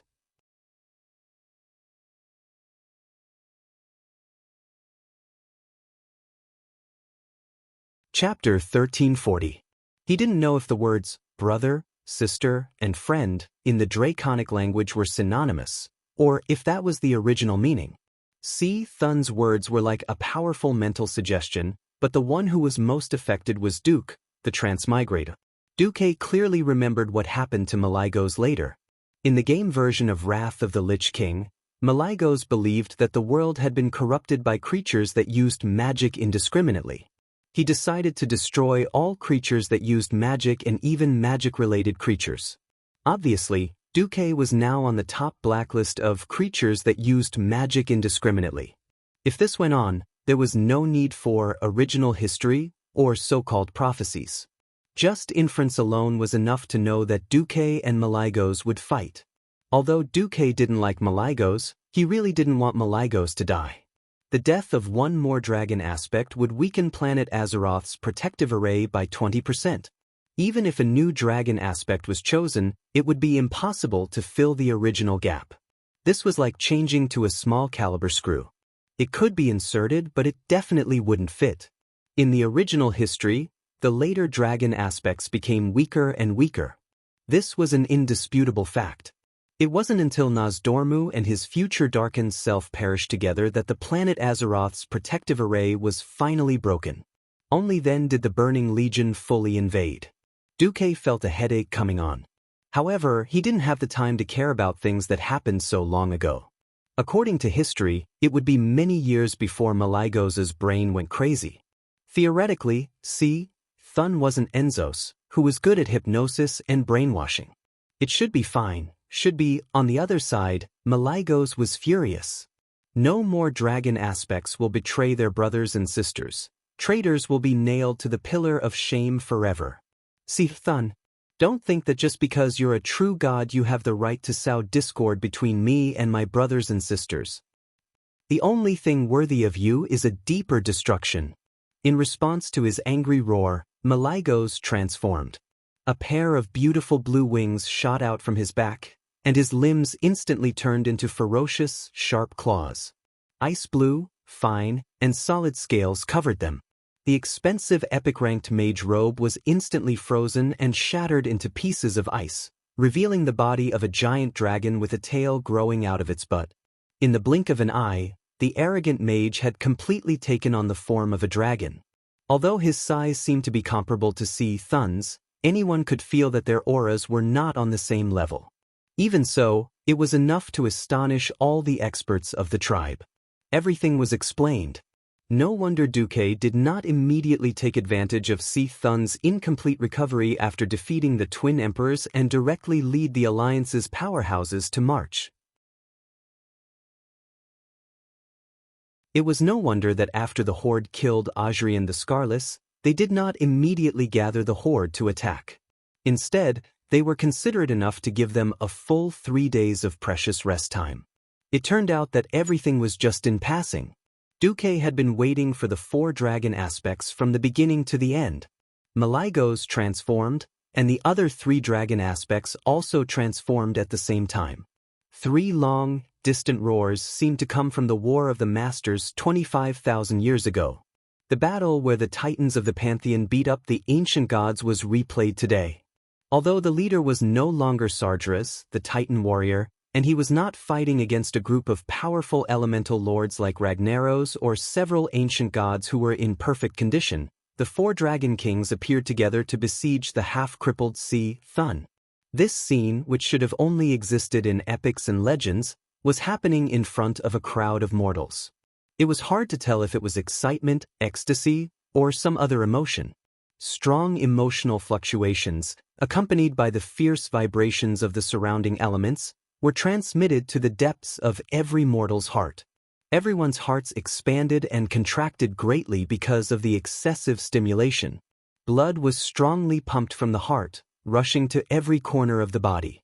The eyes of the weak gradually turned pitch black, and they greedily inhaled the slightly turbid air. The vision of the strong was filled with brilliance. They saw the agitation of the elements and the exaggerated confrontation. More importantly, they saw the boundary between mortals and gods. The absolute boundary that once felt unreachable did not seem so difficult to break through. As soon as the 4 dragons went up, the surrounding elements were instantly sucked dry. Malygos directly summoned an ice dragon made of pure frost elements. It pounced over with its fangs and claws bared, and it bit down. The elemental dragon succeeded, but it also failed. Its bloody mouth bit off a large piece of Thun's flesh, and only a large gap could be seen in the lower body of the incense burner. But before Malygos could be happy for half a second, The entire elemental dragon was stabbed by a large tentacle that rose from the ground into the sky. The sky was filled with icicles, and even Si Thun's body was not frozen much. Si Thun's lower body, which was brown with a little pink, began to squirm disgustingly. In everyone's vision, Si Thun's entire body had grown larger, except for the large eyeball above. It was proliferating. Roar! Nozdormu used sand to form a dragon's body and fiercely swung Si Thun's tail. But halfway through, the tail was also blocked by a large tentacle that appeared out of thin air. Its tail was broken, and the sand that exploded had a great deal to do with time. This was because all the parts of Si Thun that were hit by the tail fragments began to wither. Alexstrasza was the most direct. She fiercely spat out dragon's breath as soon as she went up. However, her dragon's breath was immediately offset by a red blazing light that was as thick as a house that shot out from Si Thun's bulging eyeball. The fierce battle between the Red Dragon Queen and the ancient god caused the most terrifying law shock. It was reasonable to say that this terrifying collision of power was enough to easily destroy a fortress and cause several blocks to collapse in the destructive shock wave. However, everyone only felt a moment of trance. The master of the Emerald Dream, the Green Dragon Queen Izura, made her move. With the strange and gentle sound of the wind, a green light spread further with the wind. The majestic walls of the underground palace of the Temple of Karaj silently turned into powder and sank into the hard stone ground under their feet. The battlefield that appeared in front of the mortals was a huge hemispherical hole with a radius of at least a kilometer. Is this the Emerald Dream? Tyron showed a look of admiration. No! Izura's voice sounded in the minds of the mortals. No matter how arrogant I am, I would not dare to pull an evil ancient god into the Emerald Dream. I just used my natural power to forcibly change the surrounding landscape to make this place more suitable for dragons and mortals to fight.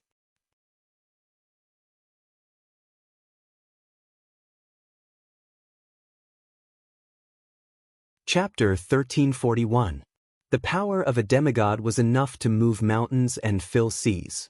The ground that had just been flattened with a crash, the solid granite stones stacked up layer by layer like broken waves. The ground was covered with shocking cracks, as if it had experienced a terrible earthquake. At this time, the heroes were a little hesitant. Duque shouted, "What are you waiting for? Enter according to the prearranged formation." Others might not know, but Duque knew best. The ancient god Si Thun was disgusting not because of his powerful single-target attacks, but because of the endless situation. On the surface, the four dragon kings attacked together, and the mortals felt like they were just bystanders, but in reality, they were not. Thun was a terrifying existence that could destroy the world by himself. Not only did his tentacles affect the city, but they also greatly interfered with the movements of the four dragon kings. Whoosh! There was a loud noise, and a giant claw tentacle appeared. The size of this enormous tentacle was no different from that of a 5-story tower. In front of this level of tentacle, the scales and dragon skin that the dragon kings were so proud of were no different from the armor of mortals. As long as it was hit, it would definitely be pierced and torn apart. A tentacle easily penetrated Nozdormu's thigh, and the dragon leg that weighed several tons suddenly exploded. If Nozdormu was a giant dragon with flesh and blood, he would probably have been seriously injured. Roar! The Time Dragon King roared angrily, and his thick tail swept over violently. However, the tail that weighed hundreds of tons did not break the tentacle. Instead, after a few trembles, the giant claw tentacle drilled back into the ground. When had the Bronze Dragon King ever suffered such a big loss? He wanted to drill into the ground and settle the score with that tentacle. Nozdormu! Alexstrasza stopped him. Nozdormu could only resentfully restore his dragon leg. It was true that he was a giant dragon made of sand, but it took time and energy to rebuild his body. It was obvious that the attacks of the four dragon kings had slowed down. The next moment, the tentacle that had just caused trouble came out again. This time, it changed its target to Izura, who had not used close combat. Although Izura had the least offensive moves among the four dragon kings, and did not dare to use the power of dreams to attack Si Thun. Her existence was the key. Because Si Thun's attack was mainly a wide-area nature attack, Izra's nature resistance aura could effectively reduce more than 80% of the damage. It wasn't an exaggeration to say that Izra's existence was the key. Just as Izra, who was casting a healing spell, discovered that the giant claw had suddenly popped out from the right side of her dragon abdomen, a large, silver-colored dwarf rushed over and viciously struck the tip of the giant claw with a whirlwind hammer. It could not be said to be a tit-for-tat, as the Shorty King had used the avatar descending to increase his size by at least 5 times, but the Fire Lord hammer had increased by 10 times.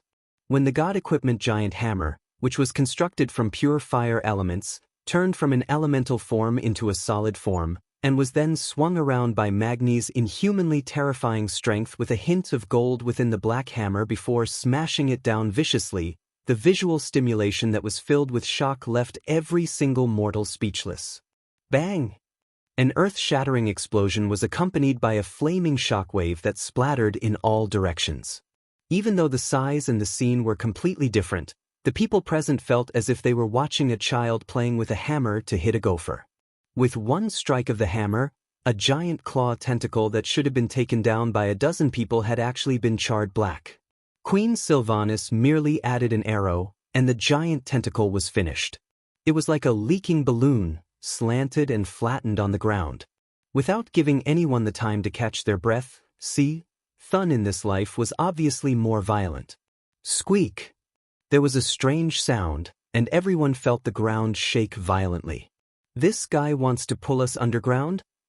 Nozdormu was shocked and angry, and had no choice but to attack angrily.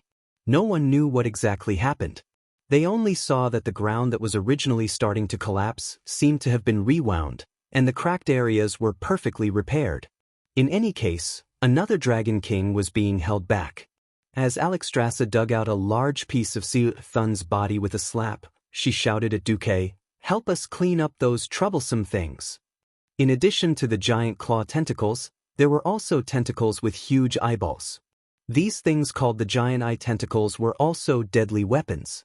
If the team was too crowded, the mind whip shot out from the eyeballs would be like a chain of lightning, bouncing and spreading almost infinitely throughout the team. The only way to deal with these things was to use powerful long-range attacks. The Empress Dowager waved Ashbringer, and the brilliant golden light turned into a crescent moon. It swept across the battlefield and cut the eyeball tentacle in half at the root. This was not the end. The hideous eyeballs were still twitching violently on the ground, randomly pouring out deadly rays in all directions. The masters snorted in all directions at the same time. Queen Sylvanas' arrow, Gianna's ice, Sun King's fire, Woking's spear. The 4 attacks almost hit the giant eye tentacle at the same time, blowing it up in one breath. At the same time, Duque's performance was a little quiet. He did not look like a demigod at all. In the eyes of others, his performance was similar to that of other mortals.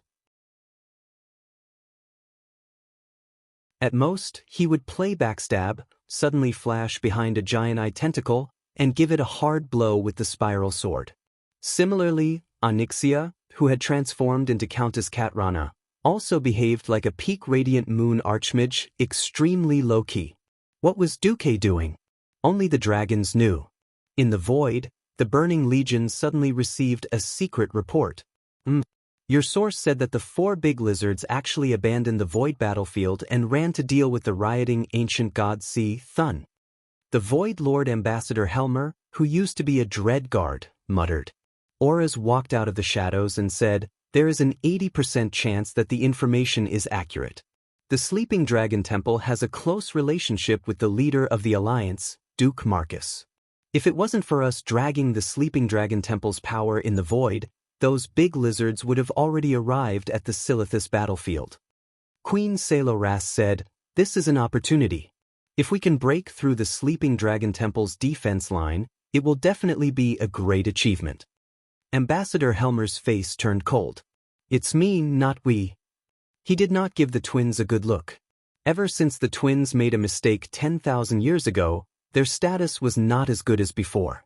Now, in the eyes of other lords, they were just running errands and playing tricks. They could not represent Commander Kill Jaden. Yes, it's you, the great Ambassador Helmer. The twins tactfully lowered their heads.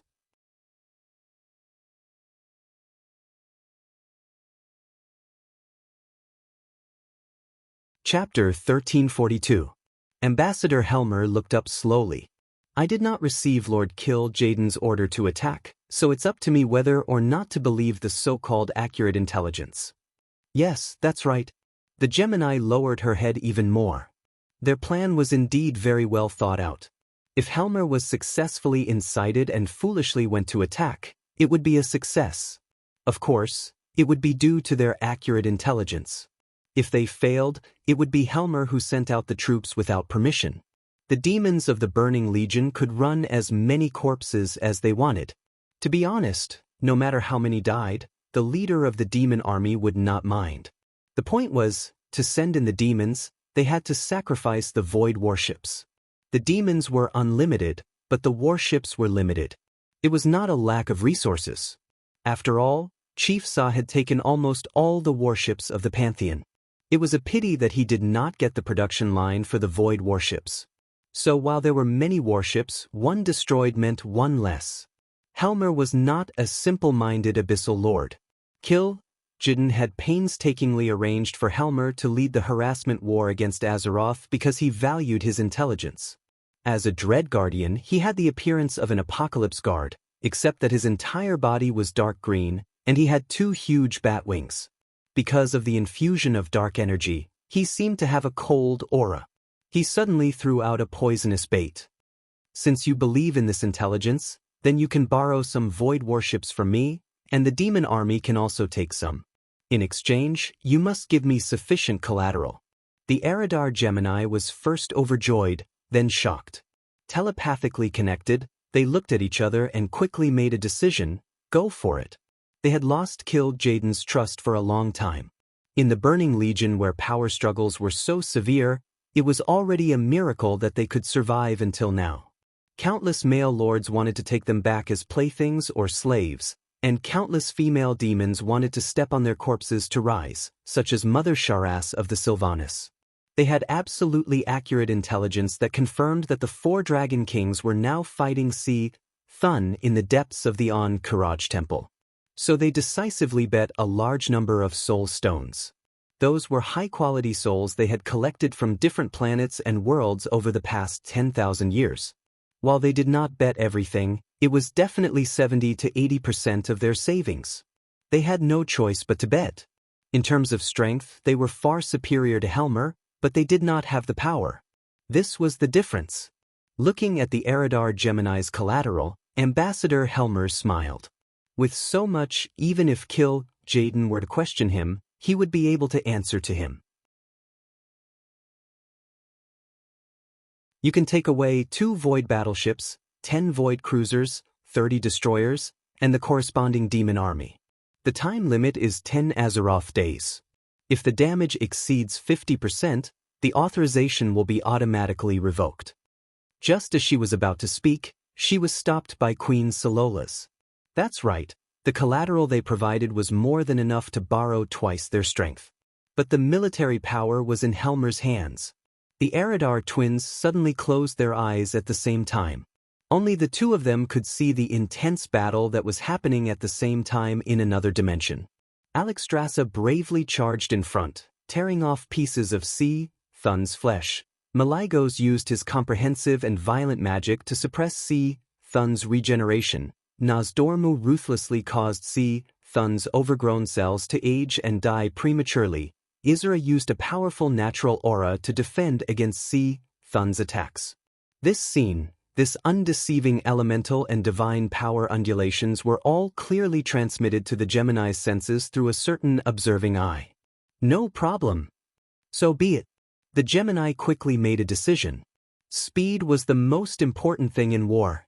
Half an hour later, a small Burning Legion fleet with a long tail of green flames was teleported from the distant side of the galaxy to the void battlefield outside of Azeroth's atmosphere in one go. Don't be afraid. The Dragon Slumber Temple's 4 dragon aspects are not here. The ones left here are just some ancient dragons.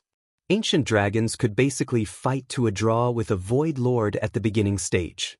The Aradar Gemini were called intermediate, but they were demoted due to their defeat in the distorted void 10,000 years ago. In terms of strength, the 2 sisters were among the top in the Burning Legion. As long as the 4 Dragon Kings were not around, no dragon was a match for the 2 sisters. The invasion of the evil demons naturally triggered the alarm of the Void Fortress left behind by the Titans to guard Azeroth. Almost at the same time, the figures of the 4 dragon aspects paused for a moment. They really came. Alexstrasza was not angry, but smiled instead. What's wrong? Sar, who was busy beating up the eyeball tentacles, suddenly turned his head. Nothing much. There really are evil demons that came to attack the void battlefield, Isra replied calmly. Then what should they do? Were the dragon aspects going to give up on this battlefield and run back immediately? Be it the Alliance or the Horde, every powerhouse knew the duty of the dragon aspects. They had always been the top priority when it came to defending against the Burning Legion. You guys? Just as Magni was about to ask, a shocking change occurred.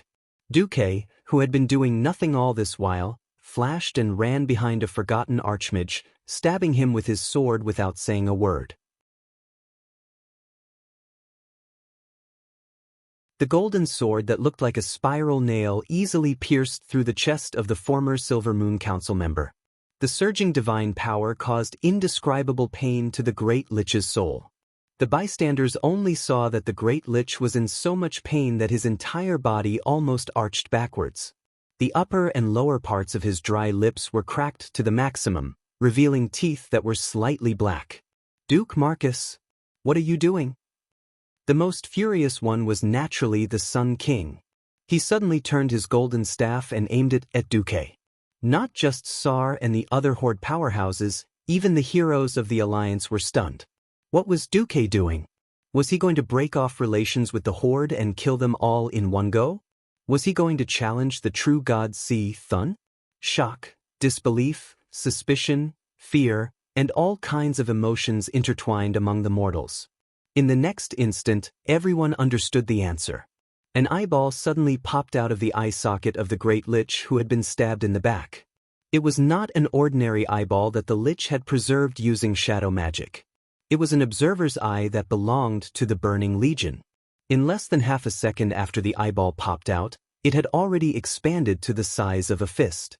The purple veins and whiskers around the eyeball also proved this fact.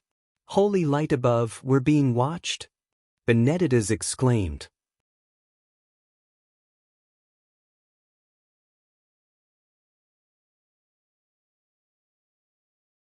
Chapter 1343. That's right, all the scenes of the battle just now had obviously been transmitted to the Burning Legion through the trader's specially replaced eyeball. Sal felt a wave of anger and humiliation. He had gone against the majority's opinion and forcibly brought the Forsaken into the tribe. He had valued the combat power of the Forsaken, but ultimately, it was because of the situation. He knew very well that the tribe's greatest enemy was not the Alliance. The greatest enemies ranked above the Alliance were Thun, the damned ancient god, and the Burning Legion. He would never forget what the Burning Legion had done on the Kalandor continent. Half of Grey Valley, the entire Fellwood Forest, had been destroyed by the Burning Legion. Even with the restrictions of high-ranking commanders, there were still demons who ran away or hid in the years after the Burning Legion invaded Kalandor, indiscriminately killing the Night Elves and the people of the tribe. Now, there was actually a traitor in the tribe's hero team that he should have trusted the most. How could he tolerate this? Go to hell, traitor. Sal leaped high, and the hammer of destruction burst into blazing flames.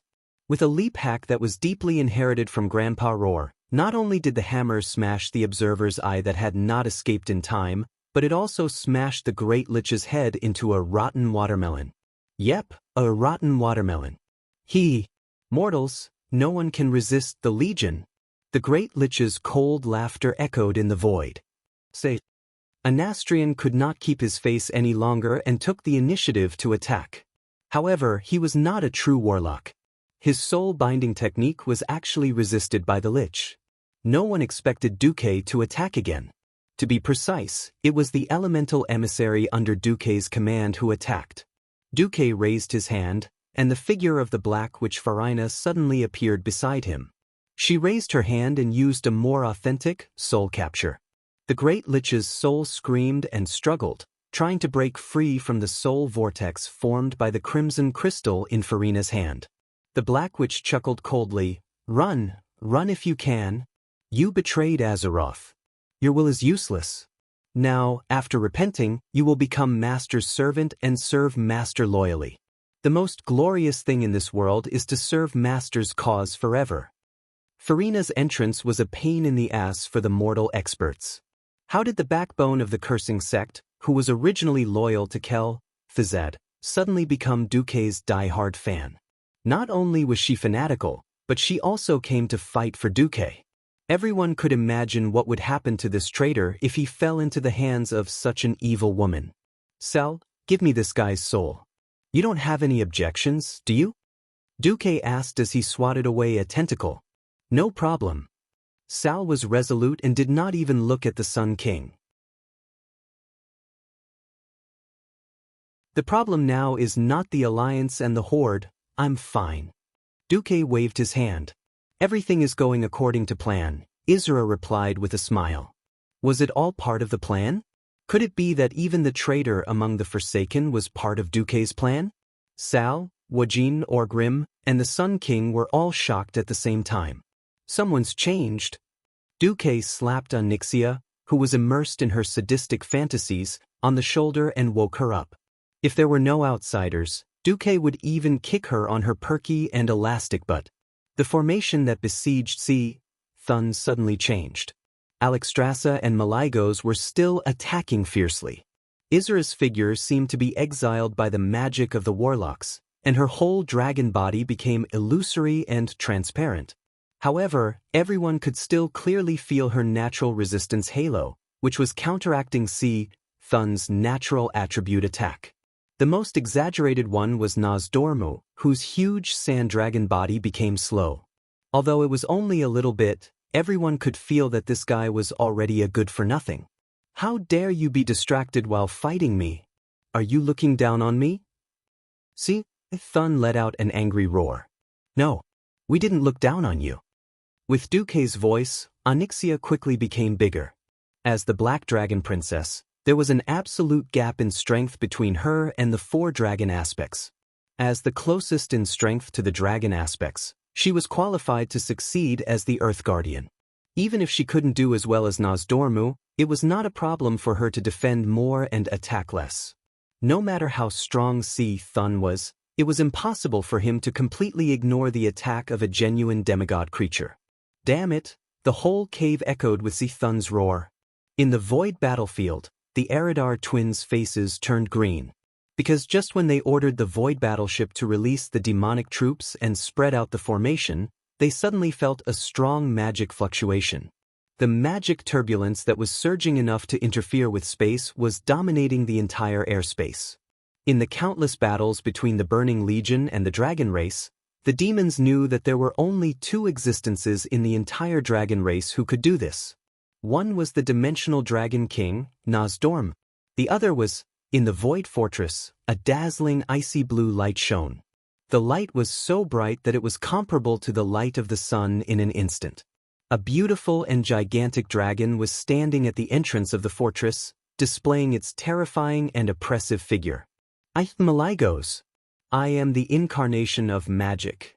The arrogant voice was transmitted to the void battleship 10,000 meters away through the violent elemental fluctuation.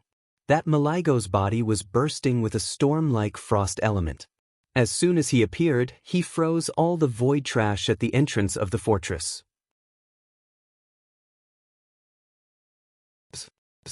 This, a low-level Void Lord of the Apocalypse guard turned to look in the direction of the void battleship. His questioning voice reached the Eridar twins' ears. "Didn't you say that the 4 dragon aspects aren't here?" The Burning Legion and the Dragon Race had been fighting each other for so many years and knew each other very well. Every single dragon aspect was in existence with shocking strength, and they could easily take on a high-tier Void Duke on their own. Generally speaking, at least 3 high-rank Void Overlords were needed to stall a dragon aspect. And this was under the situation where the dragon aspects did not cooperate with each other. Once all 5 dragon aspects were present, with the support of the planet's protective formation, the Burning Legion would be helpless. They could only be cannon fodder. Impossible! How could Maligos rush back in time? Elisa shouted in shock. Among all the dragon aspects, Alexstrasza and Maligos had the worst mobility. It was not easy to create a portal that allowed them to pass through. Moreover, Thun would not let them go so easily. What exactly happened? You're tuning in to the Wang Lin's Journey YouTube channel. Don't forget to subscribe and join us on this journey to catch the most captivating stories.